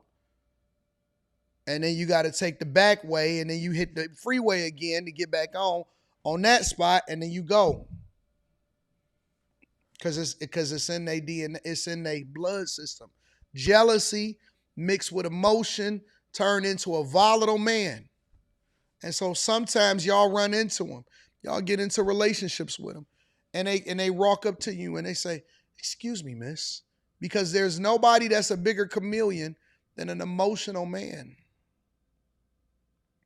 And they walk up to y'all and y'all think, oh, wow, this is a nice gentleman. And he walks up to you and he said, excuse me, miss. Is it okay if I buy you a drink? And you say, oh, yeah, okay, okay, oh, Ed. Now, you don't know that this dude is a murderer. You don't know he got convicted of being emotional. You know what I'm saying?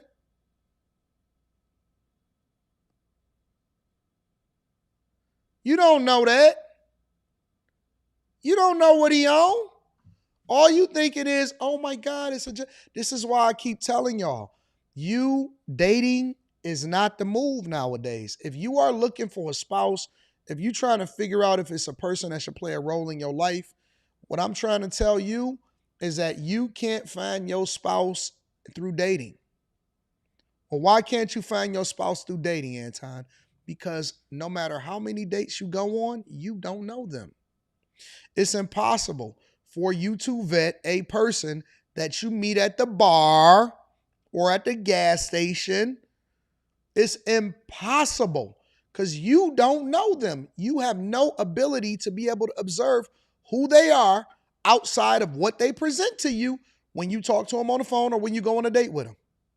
So the only way for you to effectively vet a person is to be in a social circle, observing and chilling and seeing people for who they are, and eventually it translating or leading to something more than just a friendship or a platonic relationship. I'm going to tell y'all again for the people in the back that don't get it. You cannot vet a person that you don't know on a date from a profile that they wrote. It doesn't matter what their color is. Black, white, all of the above. It's impossible. It's impossible for you to know who it is that you're dealing with.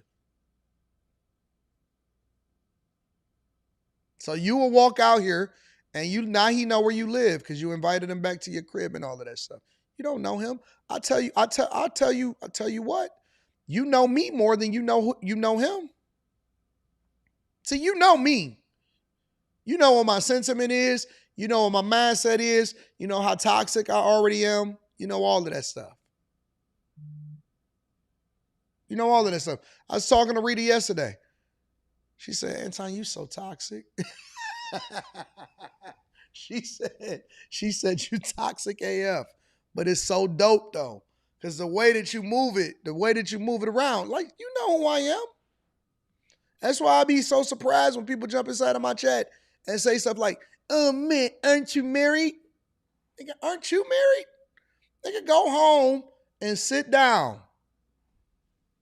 People that know me know who I am. They know how I move. I'm only toxic to a point. I'm positively toxic. You know what you get. You know what you get out of me. It is what it is. But when you meet him out in the streets, you don't know that nigga. You don't know nothing about who that nigga on that neck. I said, yo, dad ball, roll over in his grave. Who is this nigga on that neck? That's what I do. That's what I be thinking when I see y'all.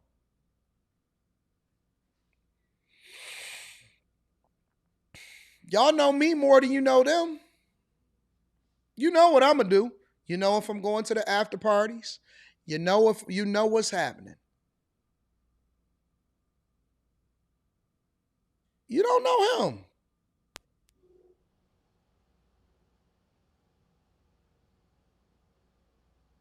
You don't. I'm keeping it 100. You don't know them. You don't know nothing about none of these people. Every day, they all be lying saying they just and they just want to smash. Every day, you get approached by somebody or somebody lays eyes on you and you have no clue. He could have just beat the dog stank out of the last chick that he talked to, and you the next victim. Go watch What's Love Got to Do with It. Ike was smooth. Man, Anime, come here. You know how cute you are? He went and talked to her mama. He went and talked to the mama, gave the mama some money. Mama says, girl, that's a good man, Anime. Next thing you know, he had the cake in her face. Eat the cake, Anime.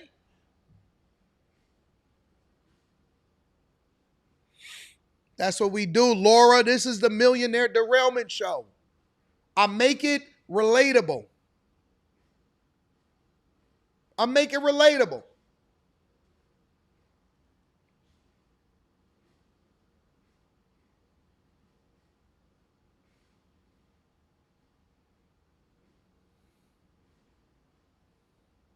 There's monsters out here. It's straight up monsters out here. And I'm going to keep it 100 with y'all. Listen, y'all that got a concealed carry, that's a projection of safety. That's to make you feel better. Once he get his hands on you, you're not stopping him. You don't think that he know. When y'all first start talking and he said, yeah, man, what do y'all was having a conversation? Oh, I carry all the time. You think he don't know that now? You think he don't know how to get, man, people are calculated. They calculate it. They watch you sleep. They watch you sleep. Get you in your most vulnerable moment. You carrying a pistol is for danger that you see on the street that's unidentified.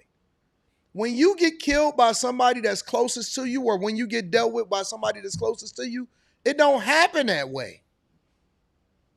When you carrying a pistol, that's just in case something pop off in real life. Somebody run up on you and attack you in real life. When something happen, when these personal situations pop off,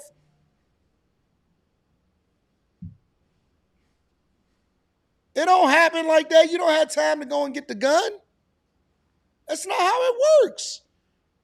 That's why the most dangerous person that you can be next to is the person that you know. Most things that happen in society and most killings, most situations happen. Most successful killings are usually around people that you know.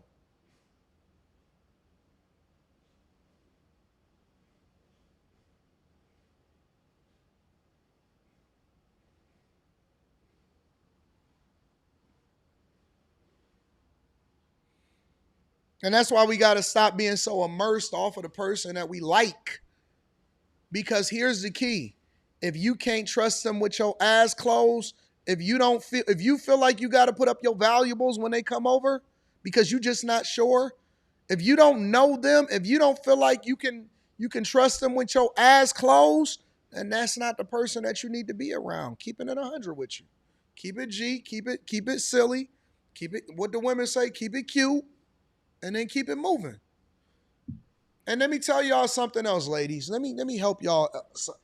Let me help y'all a little bit. I'm gonna be the father that you never had. The real father. Not the one that was in your life that your stepdaddy that thought you was cute. And if he had got the opportunity, he probably was touching on you. Yeah, I know. Listen, there's too many people in this chat right now for me not to address it the way that it really is. I know you've been touched on and you got insecurities. I know where your trauma lie. I'm going to speak to your soul. Speak to your soul.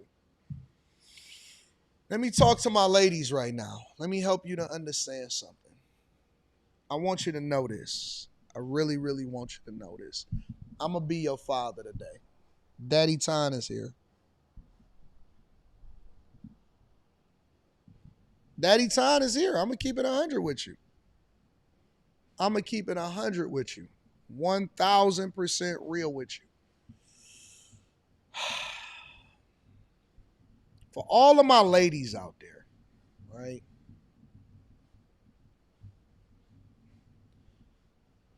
Who's trying to figure out life and you're trying to discover what life is and all of this stuff or whatever. I'm telling you that you've been told and sold a lie.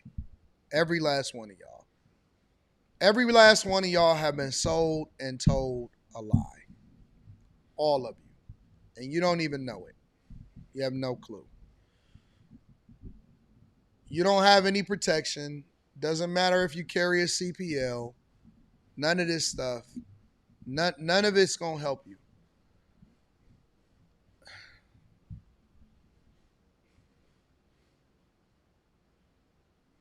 Every day that you walk outside and most of the people that you meet means you no good.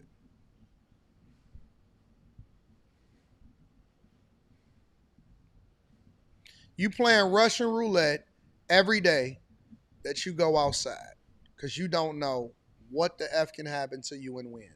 And what makes you even more vulnerable is because people that are predators target the weakest vessel.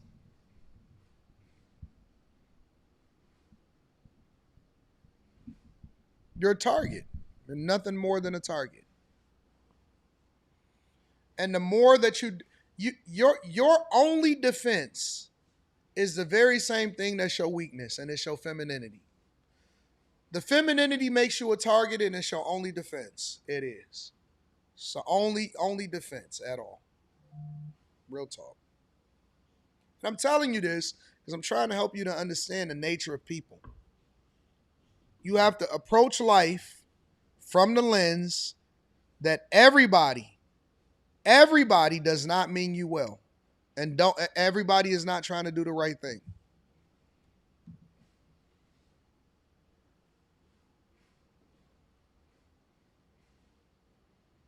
And I'm not sure what you think you're going to get out of these situations. Y'all keep dating. Y'all keep being in the streets. Y'all keep interacting with people. That ain't gonna serve you well. The question that y'all need to ask yourself, and what a lot of women have suppressed, is who do you trust? Who do you trust? Who can you trust?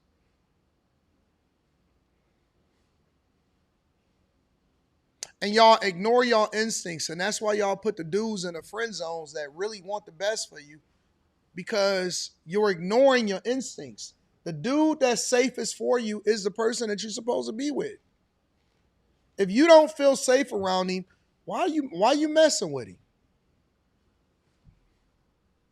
Why are you messing with him?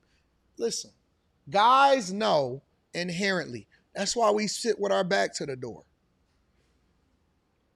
That's why we always looking in our rear view. I look at women drivers and I can tell that God made us different simply by the way that we drive. Because when guys drive, you know what we always doing? Always checking in the rear view, looking in the mirrors on the side. When we pull up to a spot, we don't just park. We circle the block one time, check out the scenery, and it's just instinctive, right? The way that we drive shows that we understand that it's a safety issue out here. Why do you think that inherently, by default, we don't pull into the spot? We pull up, We pull out and then we back into it. You know why? Because it gives us a perspective of what's going on. We can still see. And it's not even something that we try to do. It's just inherently in us. I could pull up to a woman's car. I could pull up to a woman's car and she never even look to the side. Never even do this. Nothing, none of that. That's the first thing that a nigga do when he pull up. A lot of times, if they really want to see what's going on, they'll slow down as they get into the light and then they scanning as they pulling up because they already seeing you before you seeing them. Most guys back into the parking spot because inherently we're instinctually lining up and paying attention to everything else that's around us. Most women pull into the parking spot because they're oblivious to what the F is going on around them.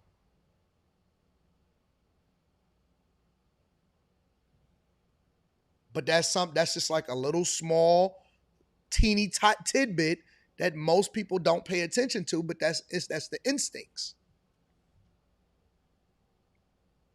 That's instinct. Real talk.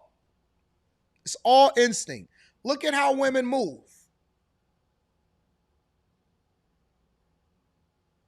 Look at how women move throughout life. They're completely oblivious. Bopping around. Guys always be scanning the room. When a woman is shopping, she just looking at clothes. When a guy's in there when she's shopping, he just observing. He just be like,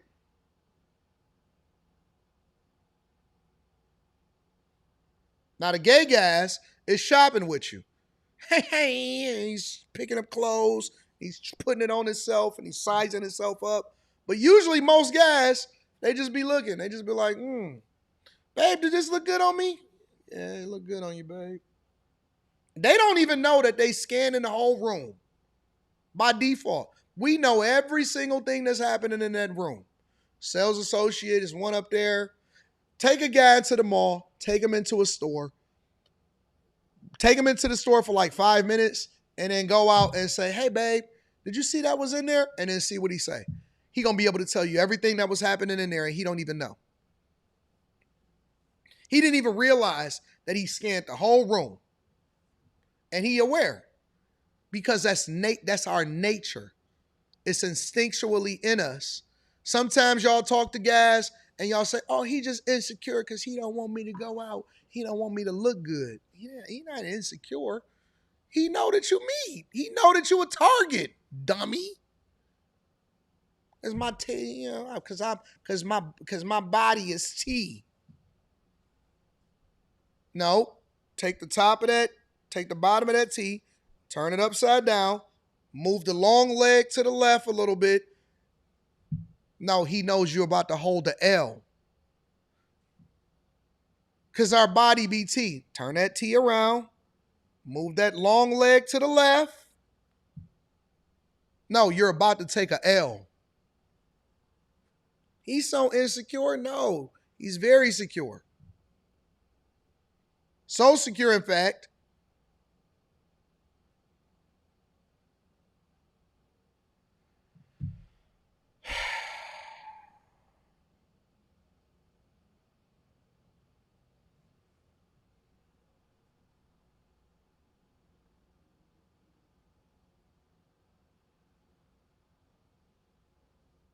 that he's trying to save you from yourself. So secure, in fact, that he trying to save you for yourself.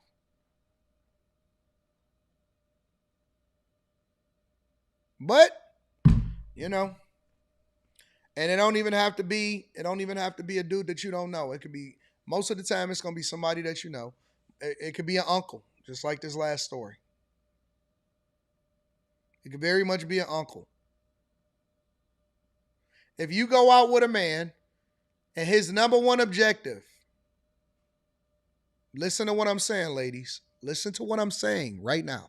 If you go out with a man, don't matter if it's your friend. Hold on one second. Hey, what's going on? What's up? What's up? How are you? How's your summer? Expensive. Man, and it's only mid-July. You guys still got another month and a half. Tell me about it. Talk to me. What are we talking about? Yeah, so this is kind of a tip that I've gotten, and it's not confirmed yet. So, but I mean, I know you and I have expressed interest in possible upgrade. The thought is we would actually repurpose some seats at the media table. So literally the table where like George Blaha and Rick Mahorn and everybody's, Mason and all those guys are sitting. I don't know how we've finagled it, but it turns out they're not going to need like as many spots for official media. So we're going to take the ones on the end, so the ones closest to like the bench and the row ones. It's going to be like a row one location that could possibly be available. It could be as many as 4 seats on both ends, like 4 by the visitor end side and 4 by the home side. Right. So you actually never been done before. It's unmanifested. So you actually sitting at the media table? Yeah, literally. I don't know if you noticed. Last year we had some of our legends there. We had like Ben Wallace and Rip and Dwayne Casey. I don't know. Let me think about it. That's kind of interesting. Yeah. So they would classify the seat at the media table as a row 1. Yes, that's what it sounded like.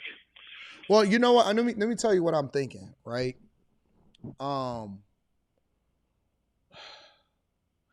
I'm just thinking that I don't know. Yeah, just send it to me and see what's going on.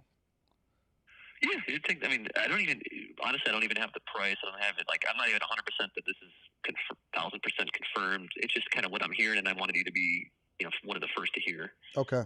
Yeah, send it to me. I'll send you some pictures because I've got pictures of like the guy sitting there. So like when Ben and Rip were. Well, I sit right next to it. I literally sit right there. Yeah, so it's pretty much so. Like, let's say if you're in your seats, you're looking over to if you're sitting in your seat to my left. Yeah. It would be like the 4 seats on the media table. Yeah, send it to me because I can't even. I got it in my head, but I kind of need to like actually have a visual representation of it. For sure. I'll shoot it over to you so you can mull on it and think it over, and just let me know if you have like any interest at all, or if you're hard out or whatever. What's the price difference? What am I looking at? Well, that's the thing. I don't know, but if it's going to be a row 1, it's probably going to be about if it's priced as $30,000 to $40,000 difference. I think so. Well, let's see. I think those seats are about 100 each. So well, right now I'm paying what, $110, something like that. Yeah. Let me see. What are you paying?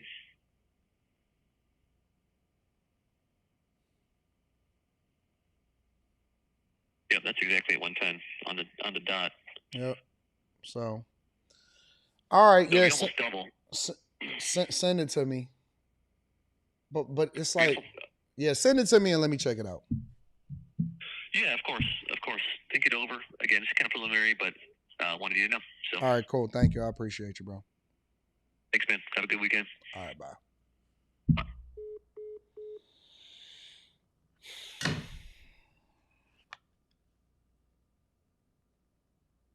I'm about to get a membership at Cosm. And I'm going to just sit there.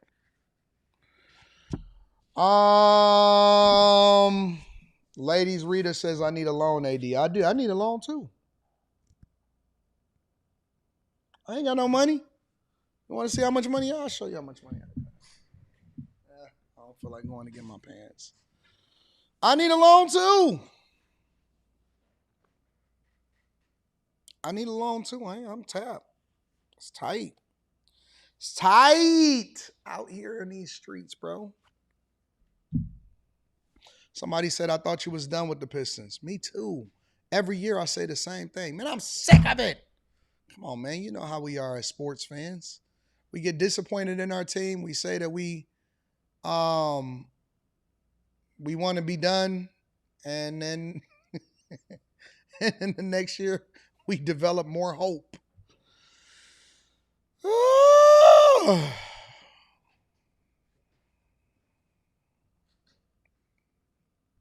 You know how it is what we do. Mr. Tigger! Hey, Onaka, it's tight out here. You know, it's hard out here for a pimp. When you're trying to get that money for the rent. Yeah, it's insane, bro. It's insane. Mike, Too Smooth says, AD, that Lambo is super clean. Big dog walking through your buying process from a business and a pleasure. What do you mean by the buying process? I went in, sending me this information. Hey, why is it that when they send you a picture, they send you information, they send you a picture of the people that's sitting there. Hey, AD, this is where you would be sitting. Hey.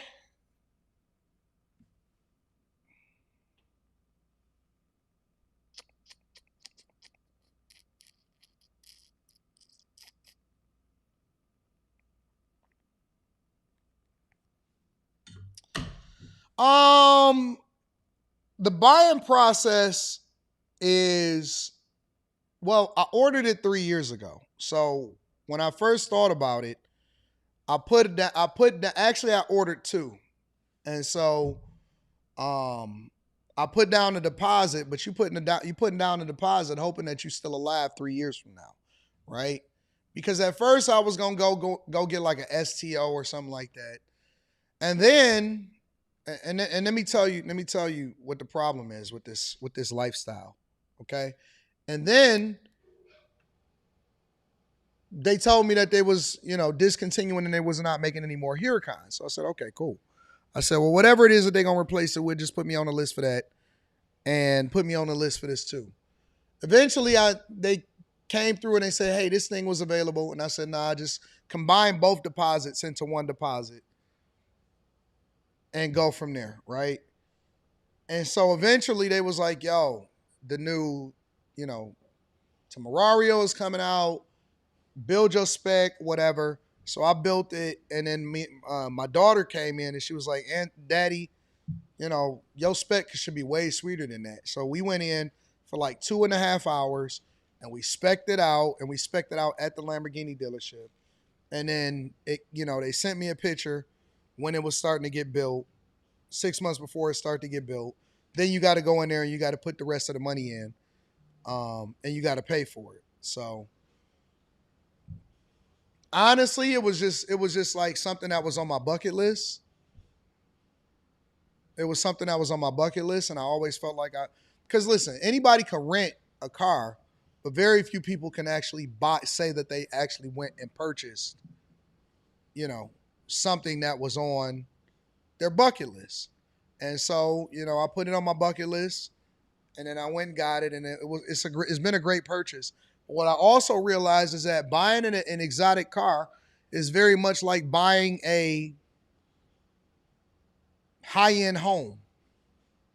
A lot of maintenance, right? When you take it in to get maintenance and stuff like that, you're taking it in at 1,500 miles. When something is wrong and you drop it off at the shop, it could be in the shop for 2 to 3 weeks because they got to order the parts from Italy, right? The maintenance cost is really high, all of that other type of stuff, right? So the whole thing about owning a car is just like owning a very expensive home, right? Because when you buy an expensive home, it's not about the cost of the home, it's the maintenance that go along with it. It's about the fact that you got to get your grass cut every week, and your property taxes are going to be high. And so, like, a lot of times we'll look at these people that are on these channels and stuff like that, or on Home Architectural Digest or whatever, and we say, oh my God, that home is beautiful. Or they have the super burner stove or this type of refrigerator. Guess what? When that stove got to be replaced, or if there's an issue with it, or if that glass, something is wrong with that glass, it's a ton of money to fix. It's a ton of money to fix it. So having money is kind of like needing more money to live the lifestyle that you want to live. You never not need to continue to have a burn rate on money because you live in the lifestyle that you want to live. So first you get money, and then you realize that it take money in order to live a certain lifestyle. So now you've elevated your thinking to say, well, it's not about making this amount of money. It's about what lifestyle do I want to maintain for the rest of my life? That's what you start paying attention to. That's when you start working for.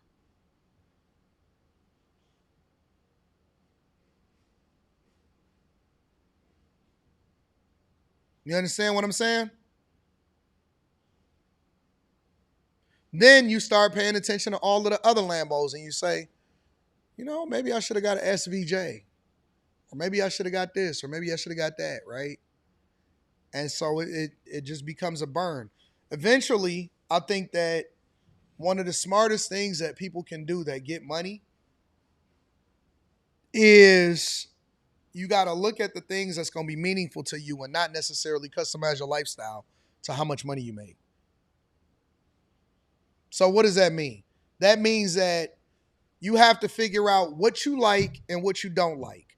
Because in one or two areas of your life, you're going to develop a very expensive habit, right? Like, I'll give you an example. A lot of people buy very expensive homes because they want the aesthetic of their life to match whatever their passion is, right? However much money they get. So if you get a lot of money and you say, well, you know, I got to get this 911, or I love this car or whatever, but then you want your home to match your car. But instead of saying, nope, I'm going to just live in a $500,000 house, right? And I just want it paid off, and I'm going to just have the nice things that I want, and that's what my lifestyle is going to be. Then people jump off and they got to go and buy a $5 or $10 million home, and then they paying $80,000 a month or $80,000 a year, $100,000 a year, $110,000 a year in property taxes. So you have to choose the thing that means the most to you, right? You can have a very expensive habit that you want to get into, but it doesn't mean that the rest of your life has to be that. Maybe you don't need a whole lot of home and you care more about location than you care about how big the home is. You're never going to go and see those 7 bedrooms. So, in my opinion, having money means being careful in what it is that you choose that your vice is going to be. If you like to travel a lot, then you probably don't need a crazy home. You need something that is safe, something that is nice, maybe something that's modern, and something that may be low maintenance. Some people that get money wind up realizing after they live in a big home, I don't even want a home. I just need somewhere to really stash my stuff. So let me get this little 1-bedroom, high up apartment, because my lifestyle is really that I'm not home that much. There are billionaires or millionaires. Warren Buffett was famous for this, right? When I was studying Warren Buffett and I was studying his life, Warren Buffett never moved from the home that he bought in Omaha, Nebraska, but he was a billionaire. And if you actually read some of the context of why he decided to do that, he said, well, first of all, I'm never home. And secondly, I don't care about homes. And third, I live on my plane. He said, I live on my plane. So he was unwilling to spend money on something that didn't add any additional value to his lifestyle. You get it? He was spending money on something. I'm starting to question some of the things that I have as an objective, right? I bought all of this land. I got a whole lot of land, right? Some of the land I'm looking to build on. Other parts of the land I bought because I'm like, yo, I'm about to build the big house on this. I'm in my studio. And I know that I'm about to start hitting the road more than ever before, right? So now the questions that I've been having with the people that's in my inner circle is, do I really want to build this house? Am I really willing to spend $3, $4, $5 million on building a house that I probably am not going to even want to be in? Am I doing it because this is what people do that have money, or am I doing it because this is meaningful to me? Because I like having a concierge. I like being a city boy. City boy.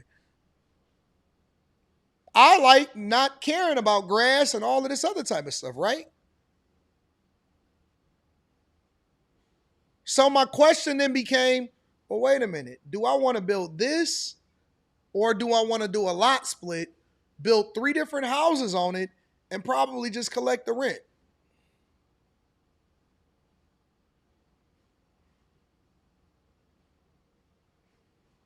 Because every day I kick myself about if I wanted to do the thing that I said that I was going to do, because I have a different perspective of what my lifestyle is going to be based off of the lifestyle that I'm living. So do I need that? Or would I rather spend money on this vice over here because I like going to Pistons games? Do I want to spend $100,000 a year on property taxes, or do I want to spend $100,000 a year yelling at the players at the game? What does your lifestyle dictate, right? My lifestyle means I like being outside at the games because basketball is life. For me, ball is life. And I love getting my emotions up. And so I got to figure out what that looks like. But that's the biggest flex when you get money, right? The biggest flex is tailoring your lifestyle to your lifestyle after you get out of your system what you think that rich people really are doing. I've already allocated a certain amount of money. I said, you know what? For half the year, right? November, December, January, February, March, April, maybe May. For 6 to 7 months out of the year, besides coming back to go to the basketball games, I probably plan on living in a different location because of the weather. Right? So after November, I say, okay, well, I may spend a week here, 2 weeks here. I may head up to this place. I may go over to this place. I may take a 2-week overseas trip, go and move over to the West Coast for a little bit. So now my budget is more or less aligned with, okay, well, wait a minute. I probably need about $40,000 a month. I'm probably going to spend about $40,000 a month on traveling for 6 to 7 months out of the year until the weather turns back. So now I'm starting to question my Pistons purchase. Because I'm like, man, why would I spend $100,000 on tickets if I'm not even going to be in the city? And then you start to reason with yourself, well, I can't sell the games that I don't want to go to, and then I could use some of them as gifts or whatever. And so that's what the constant turning of the head is. Once you get everybody else set up and you say, okay, got a house over there is paid for, daughter is straight, education paid for, everybody got cars, everybody got investments and all of this other stuff, then you start to tailor your life based off of what your experiences are. That's what the plan is, Trey.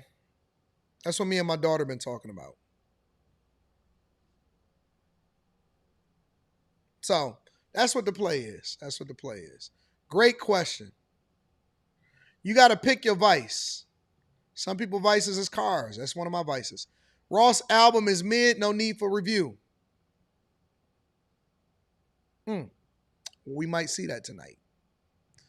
I need a Patreon video on how to evaluate local politics and what to look for and who does what. All right, Shin. Chozart says, I apologize too. Much respect for you and your operations. You ain't got to apologize, bro, man. Ain't nobody butthurt. We good over here. I appreciate you for coming through. Info. What up, Info? Info says, salute on doing the show this morning. Gotta make sure we get this popping. Dark City ENT says, get elected and make them hate for pushing a Lambo. The missus is in the building. What up to the missus? Says you will win because if that dude is the mayor The YouTuber is the mayor, Jason Lee.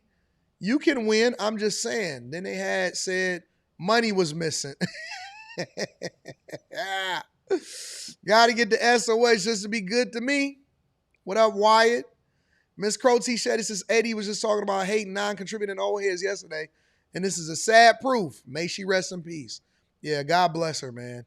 Wesley Turner says these guys are the original YNs, and now they ONs now. ONs?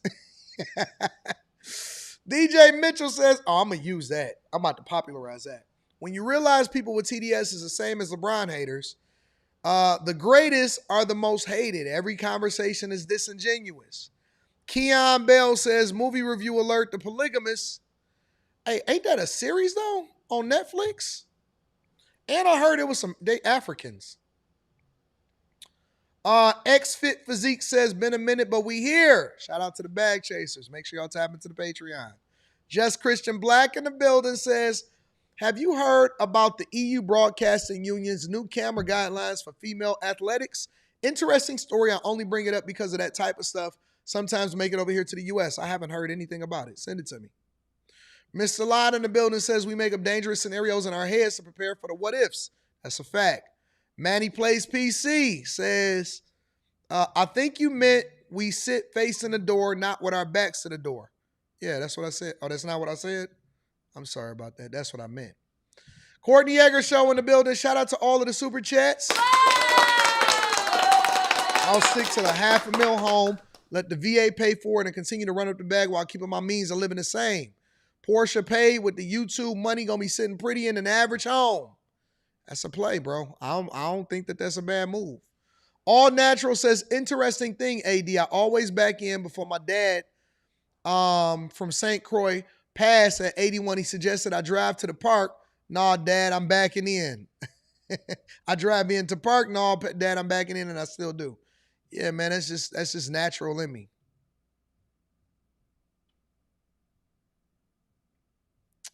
It's natural in me. What else we got popping off? What we want to talk about?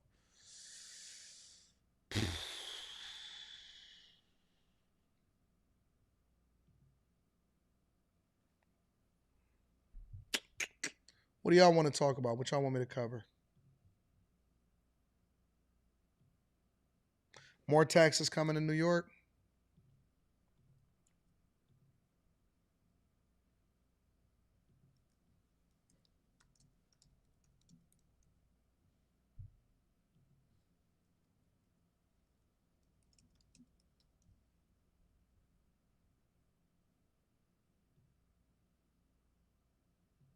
New York lawmakers propose tax increases?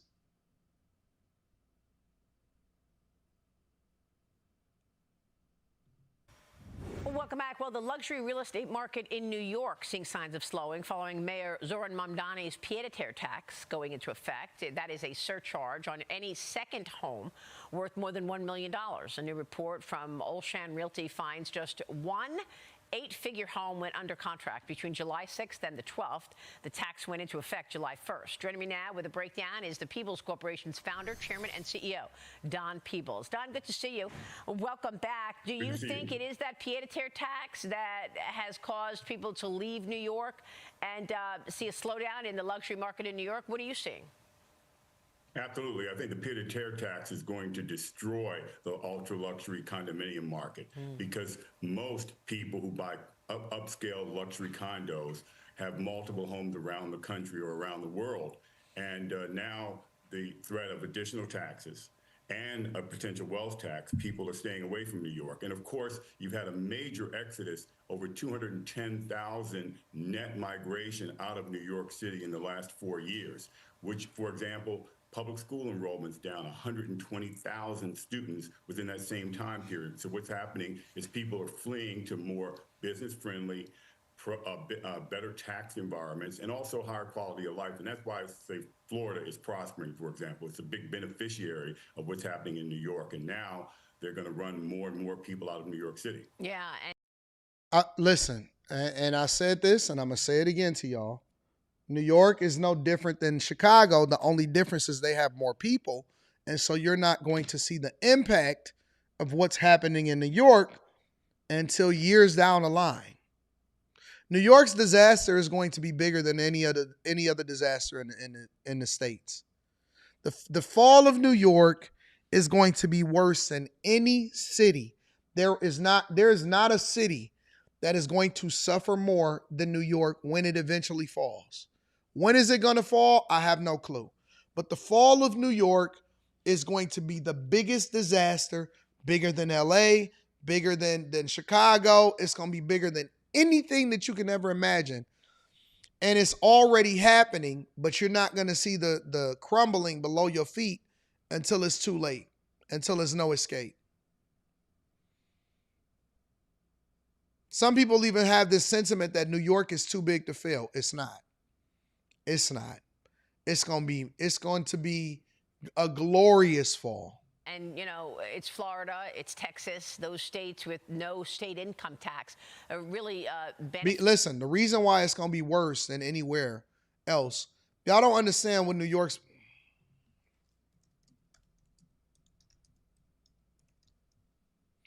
New York's city budget yearly is $126 billion.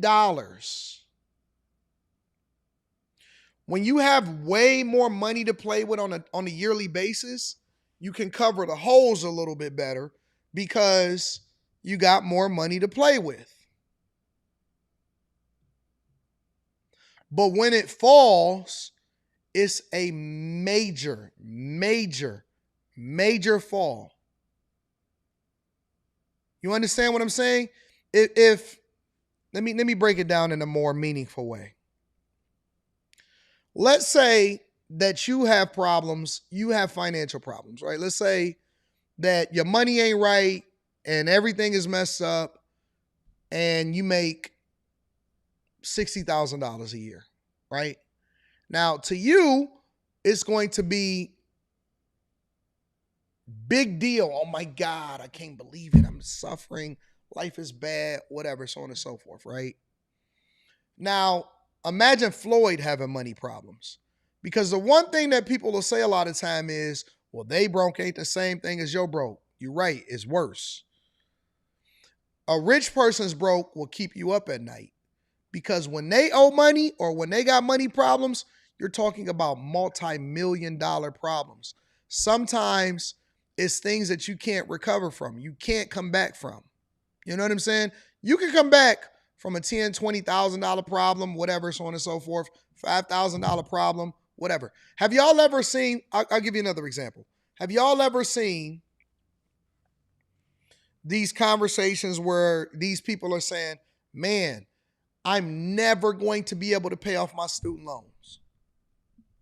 I have $200,000 in student loans and I can't discharge it from bankruptcy, and it's accumulating money, it's accumulating interest every day. I'm literally just throwing money away. So guess what they do? You know what they do? They just enroll in school for the rest of their life so that their paychecks don't get garnished. They never expect to ever dig themselves out of the hole because the hole is too big to dig because they'll never make enough money to be able to do so. And so they just divert. And it happens every day to rich people. Every day to rich people. They just divert because the hole becomes so massive, but a lot of times their earnings will never be able to line up from what they was making when they was at the top of their earning potential. That's why basketball players, football players, athletes, rappers, they go broke because they've reached a peak at a certain level. Whatever their financial problems are, they'll never, in most instances, be able to make the type of money that they was making when they was at the top. And so it's hard to dig out of a hole the size of a Grand Canyon. And that's the same way that it is with these cities. You look at a New York City budget, right? Now, there's problems being had all over America from liberal places and in these spaces. Now, you say, well, New York City's budget is $126 billion a year, right? Chicago city budget is $16 billion a year. You understand the difference now? So really, you talking about 8 to 10 times bigger of a problem when that problem decides to show its ugly head. Now you compare Chicago to Detroit.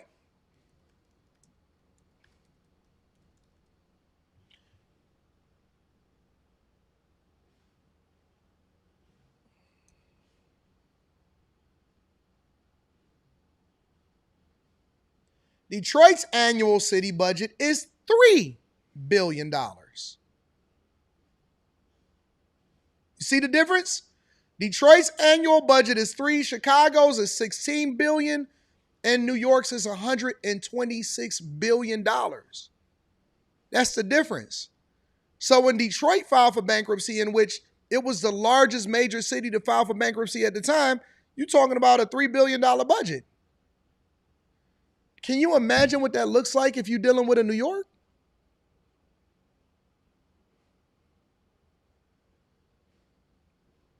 That's 40 times with 8 million people versus 750,000 people.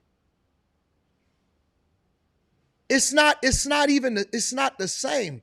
It's not even close to being the same. When you go over to a Denver and they're like, oh my God, Seattle, oh my God, we have a $130 million budget deficit. We have a $300 million budget deficit. Right? When you go over to these other places, that's devastating to them. They're cutting people, laying off. Now think about a New York.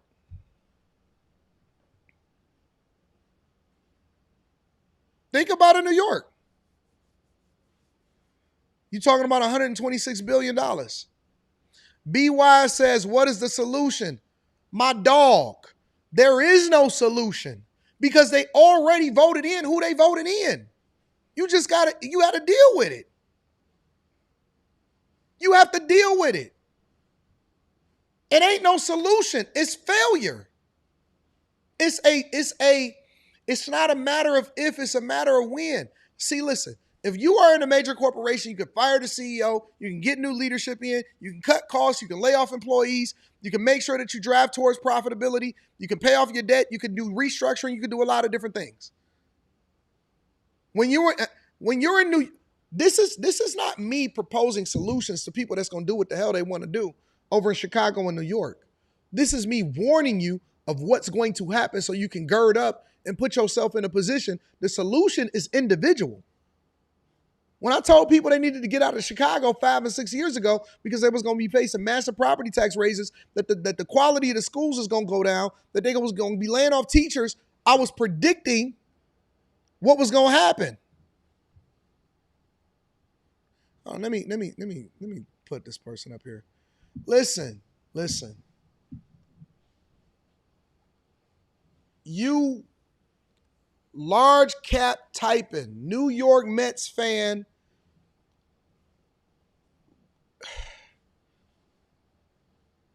Let me stop. Let me be quiet.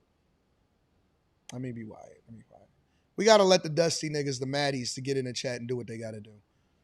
Anyways, the goal is, what I'm trying to tell y'all is that y'all need to gird up and put yourself in a position to where you can either benefit from it or you can get away from it as soon as possible.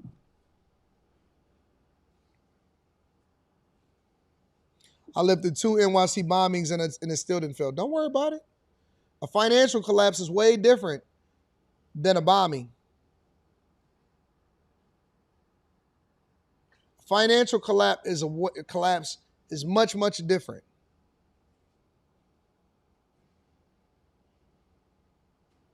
Hey, you know how I know they listening? Because then they stop typing in caps.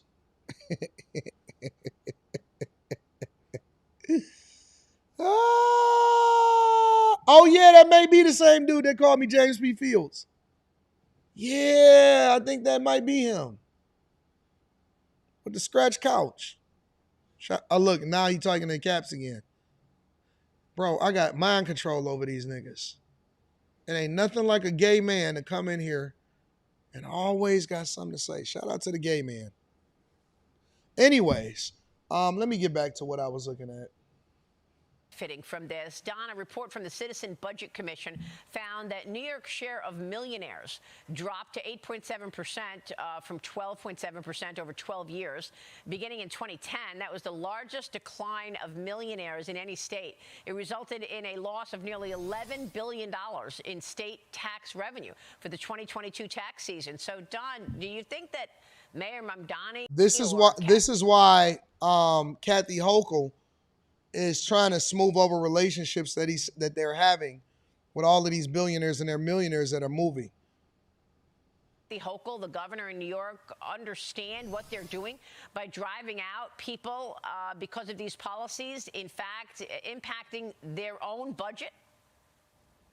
Yeah, I think they actually do understand it. They're just not well intended. Yeah. The idea here is they want to use political rhetoric to attack wealthy people who are overly productive. That's him. People who are making the city better. That's him. They're attacking, like Ken Griffin, who has spent billions of dollars in New York City and given away $600 million to $1 billion in philanthropic investments. And they're running people like him out because they are anti-wealth. And so they don't care if the consequences are a deficient budget. They think they can tax their way out of it. And what they're going to learn is that that's not going to work because wealthy businesses and wealthy people are mobile, and others, and with technology and AI, they don't have to be in New York City. And Florida and other places are pursuing them with a pro-business attitude, a pro-business environment where they're wanted. And people generally go where they're wanted. Yeah. That is exactly right. And we are seeing money move. I always say money is mobile. Don, many of these high tax policies in blue states causing those wealthy residents to go to lower tax states like Florida, like Texas, like you just said. What are you seeing in Florida? I mean, analysis from the Tax Foundation shows Texas gained the most tax filers between 2022 and 23.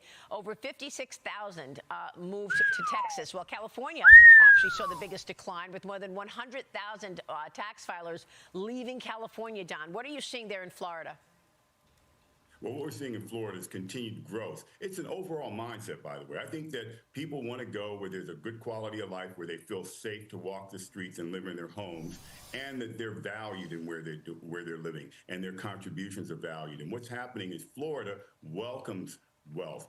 Florida welcomes entrepreneurs and businesses. It's becoming the state of dreams. New York City was the city of optimism, the city of dreams, where you could aspire to do great things or make tremendous amounts of money and create wealth for yourself and your family. It is no more that city.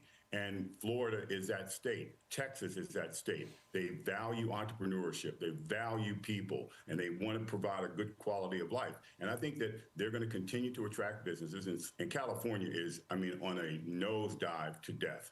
And unless they change structurally and fundamentally, I think California is in for a tremendous day of reckoning. Yeah, and New York too. I mean, what a sad situation that it was the city of dreams and it no longer is. Florida is the state of dreams.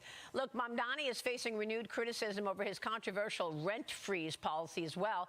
That's the rent freeze on 1-year rent stabilized leases. And analysis from the Corcoran Group found that Manhattan's median rent last month hit nearly $5,300 or $4,300 in Brooklyn. Don, what about the rent? People want to sell their home, get out of those tax pressures that Mamdani is putting on them. But if they rent, prices are elevated there as well. Oh, absolutely, because it's so difficult to do business in New York City today. As a developer, it's difficult, and so that artificially constrains supply. The mindset of trying to tax the reducing volume of people and trying to tax businesses who... Hey, Amazon don't give y'all no cars to deliver in no more. Just a question. Just a question. Hey. I was looking at the Amazon guy in the parking lot. And so I went and looked out the window really quickly just to see if, who's in the building, who's not in the building. Amazon got y'all delivering out your own SUVs now?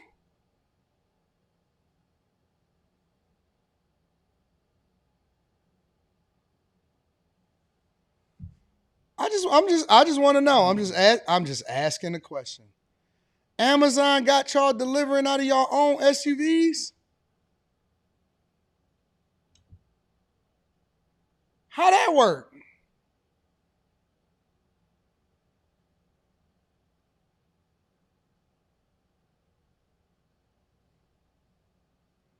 Amazon Flex?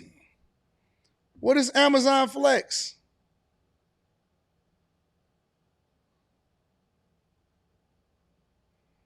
Hold on. I got it. Nah, hold on. Give me a second. Give me a second. I got to figure it out.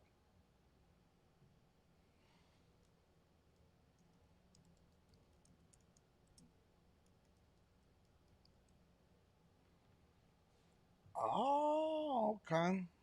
Let me see.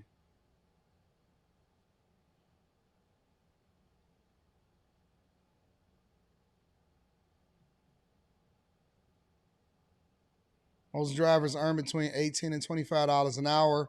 You will see potential earnings up front and have the flexibility to set your schedule.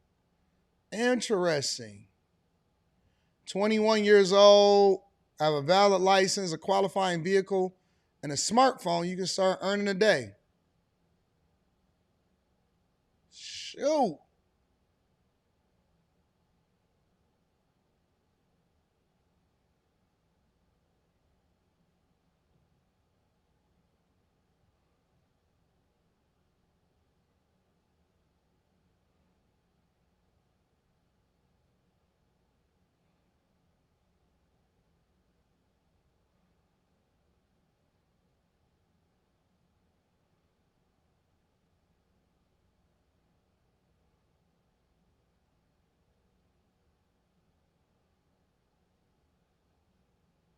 Choose one or more weekdays to receive payments.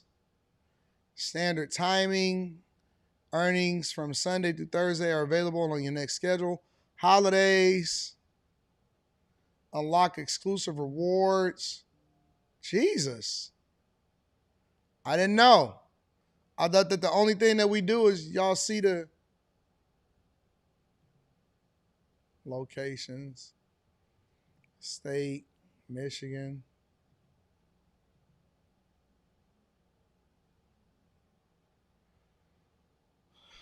Grand Rapids.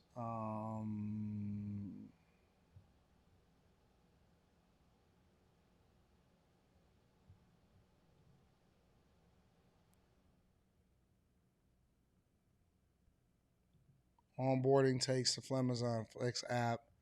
Basic information is driver license, social security, bank details, and auto insurance policies. Most people complete all the onboarding documents in less than an hour, and you can start delivering in less than a week. What is a block? Deliveries are organized into blocks. Amazon Flex app will show you offers for available blocks, which you can view and schedule from offers page.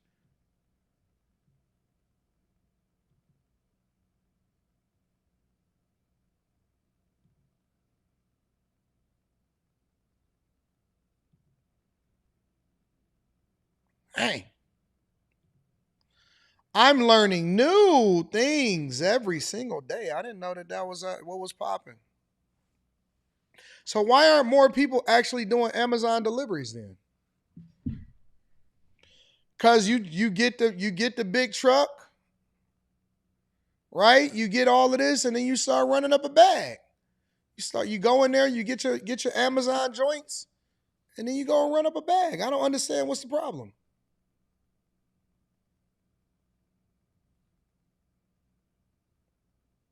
I always wanted to start this series, man. I always wanted to start this series.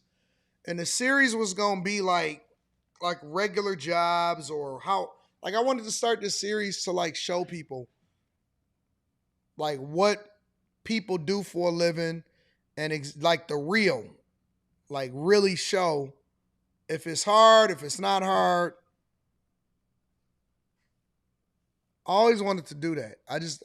Honestly, I just don't have the capacity.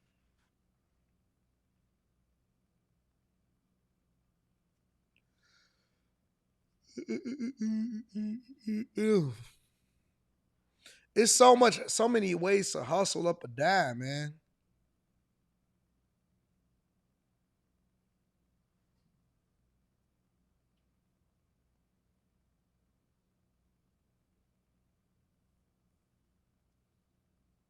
Like I wanted to do a weekly series like, yo, this is what it's like to work in fast food. This is what it's like to do Amazon delivery. This is what it's like to do this. This is what, and I wanted to actually have it on this channel. You know what I'm saying? I wanted to make it a series for this channel.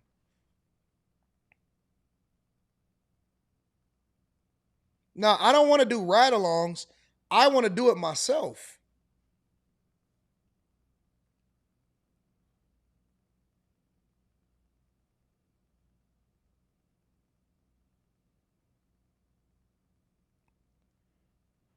Outsource it and then put the funding behind it. That's not a bad idea, bro. That's not a bad idea. If I was able to find somebody to do that, that would be dope. Maybe I can get my daughter to do it.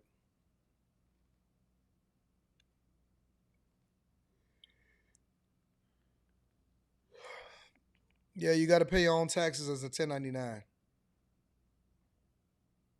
I have. I got a lot of ideas, man. I got a whole lot of things that's on my mind. That's why I think that content creators are lazy. I think that most content creators are lazy because it's 1,000 different concepts that you can implement, and most of them just want to do what everybody else is doing. They don't have no originality. They don't have any thoughts. They don't know. They don't change things. They just get up on the internet and, you know what I'm saying, they cut a camera on, they put a background on, and they think that somebody is supposed to be checking for them.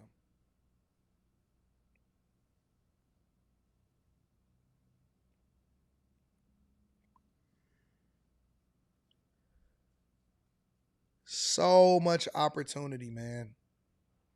So many different ways you can skin a cat.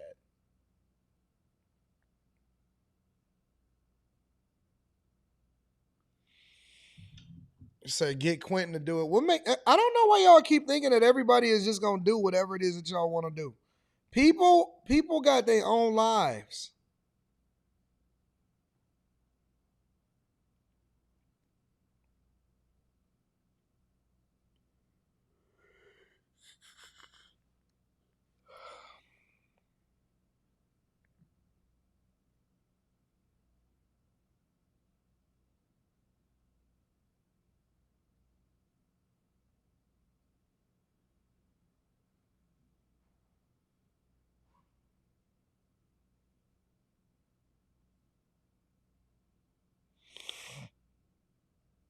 Mm-mm-mm. Mm-mm-mm.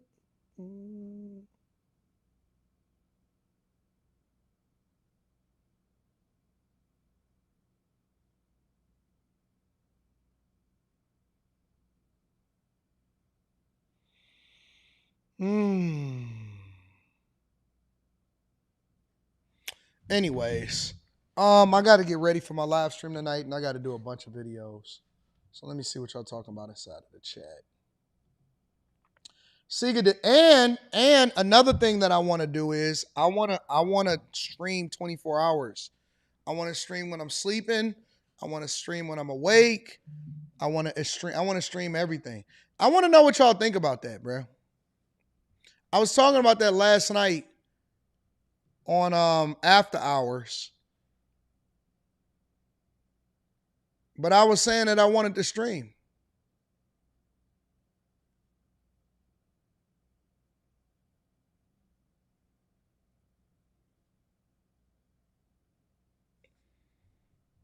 Maybe even starting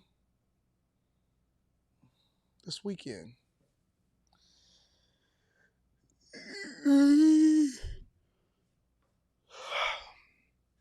So y'all can see what time I get up in the morning. So y'all can see everything. But I don't want to do it all the time. I only want to do it like for like a week, and then maybe off, and then maybe another week.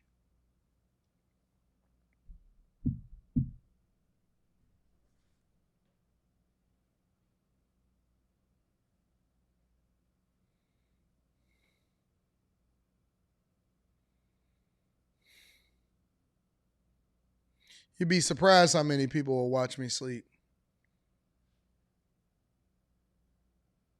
Wake up in the morning with the wood. That's the whole idea.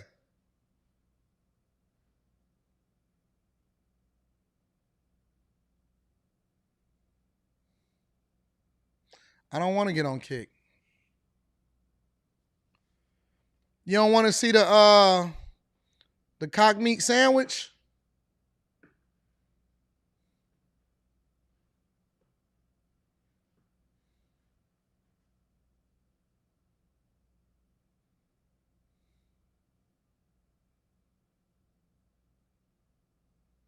Yeah, you will. You'll watch me sleep.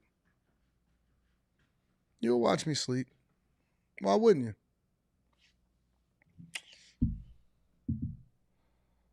Why wouldn't you?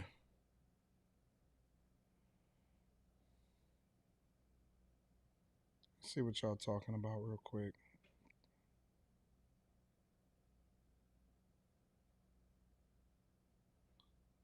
Y'all will watch it. Shout out to my girlfriend, Molly. Molly, you know I love you, baby. Molly, you know I love you, baby. Molly with the Cash App as usual. What's up, Molly?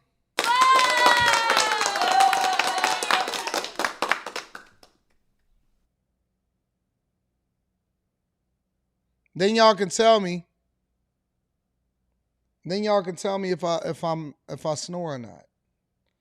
AD, I deliver 2 times. You make $2K a week? Oh. My channel is Will Day to Day Vlogs. Check me out. So you making $2,000 a week just doing that? Yeah, man, it's too much money out here, bro. It's too much money out here. Why not? I want to see Molly sleeping. I want to see Molly sleeping. Mom Donnie claims he closed the deficit of $12 billion. Can you elaborate on what he did? Listen. A budget, their budget deficit is what they project to bring in versus what they actually bring in. So they have to anticipate what they're going to make and then formulate their budget around it, which is one of the hardest things to do. I actually teach it inside of the Patreon. To say that I closed a projected budget deficit means that this is the amount of money that we need, whether it's debt payments, whether it's infrastructure, police officers, salary requirements, all of this type of stuff, right? This is the salary. This is how much money we need. This is how much money we're projecting to bring in. We're short $12 billion. So how do we close that gap? Now, it doesn't change the fact that you can accumulate more debt. You can raise taxes. You could lay some people off. You can say we're going to tax billionaires. So when they say they close the budget gap, they're closing what they think they're going to bring in. That's why when I went over and I reviewed that video from Chicago and Brandon Johnson says, well, we're short $130 million halfway through the year. That's why everybody is panicking and going and crashing out. Because what you project that is not necessarily what you're going to bring in. Spaces, what up, Spaces? Spaces says, I think this is a hidden ploy to run all of the richest people in the cities away so the city can turn around and buy now vacant buildings. Well, we're going to find out. James Horton says he's a flex driver more than likely. Learned something new today. Real life people, PJ says, some people in my city are stupid for free stuff. Once they feel the eventual sting of socialism, they'll blame Trump for that too, and it's sad. Shout out to James Horton, says part-time. Smetty, what up, Smetty, says, respect AD Slimmy Smart. He needs other brains to engage. Molly thinks pyramids made top to bottom. Solutions Trucking says, I just did a shift this morning, but it took me 2 years for them to onboard me. Wow, that's crazy. Big Bucks says, good morning, AD and the Bag Chasers, bro. Check out the 5th of July shooting in Pensacola, Florida. Crazy, sad story. YNs are running wild. Where is that, Pensacola, Florida? Brick Squad says, you can pay me to do it and I'll run an experiment.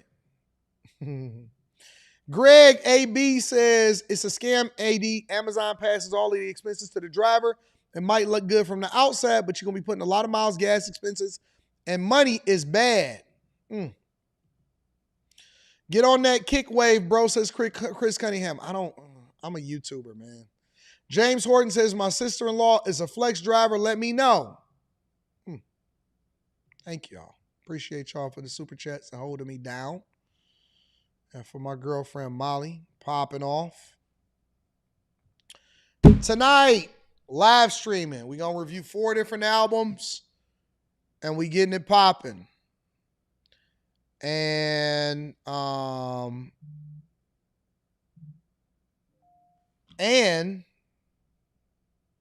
need to go wash. Shout out to Will, says no spaces. I won't pop in the search bar. I won't pop up in the search bar. All right, I'll have to do it with no spaces. I only use 3 apps, $100 up to $300 daily. All right, I got you, Will. Day-to-day vlogs. I'm going to come and check that out. A lot of y'all didn't think that I was going to stream today. You thought that just because I was up till 5 and 6 o'clock in the morning that I wasn't going to pop up on the Millionaire Morning Show and deliver. And you thought that I was going to be looking exhausted and that I was going to be, oh my God. No. This is what we do, bro. This is what we do. I'm going to see y'all tonight. We're reviewing Tory Lanez, Rick Ross, Larry June, Icewear Vezo. I love y'all. I appreciate y'all. I'm going to see y'all tonight.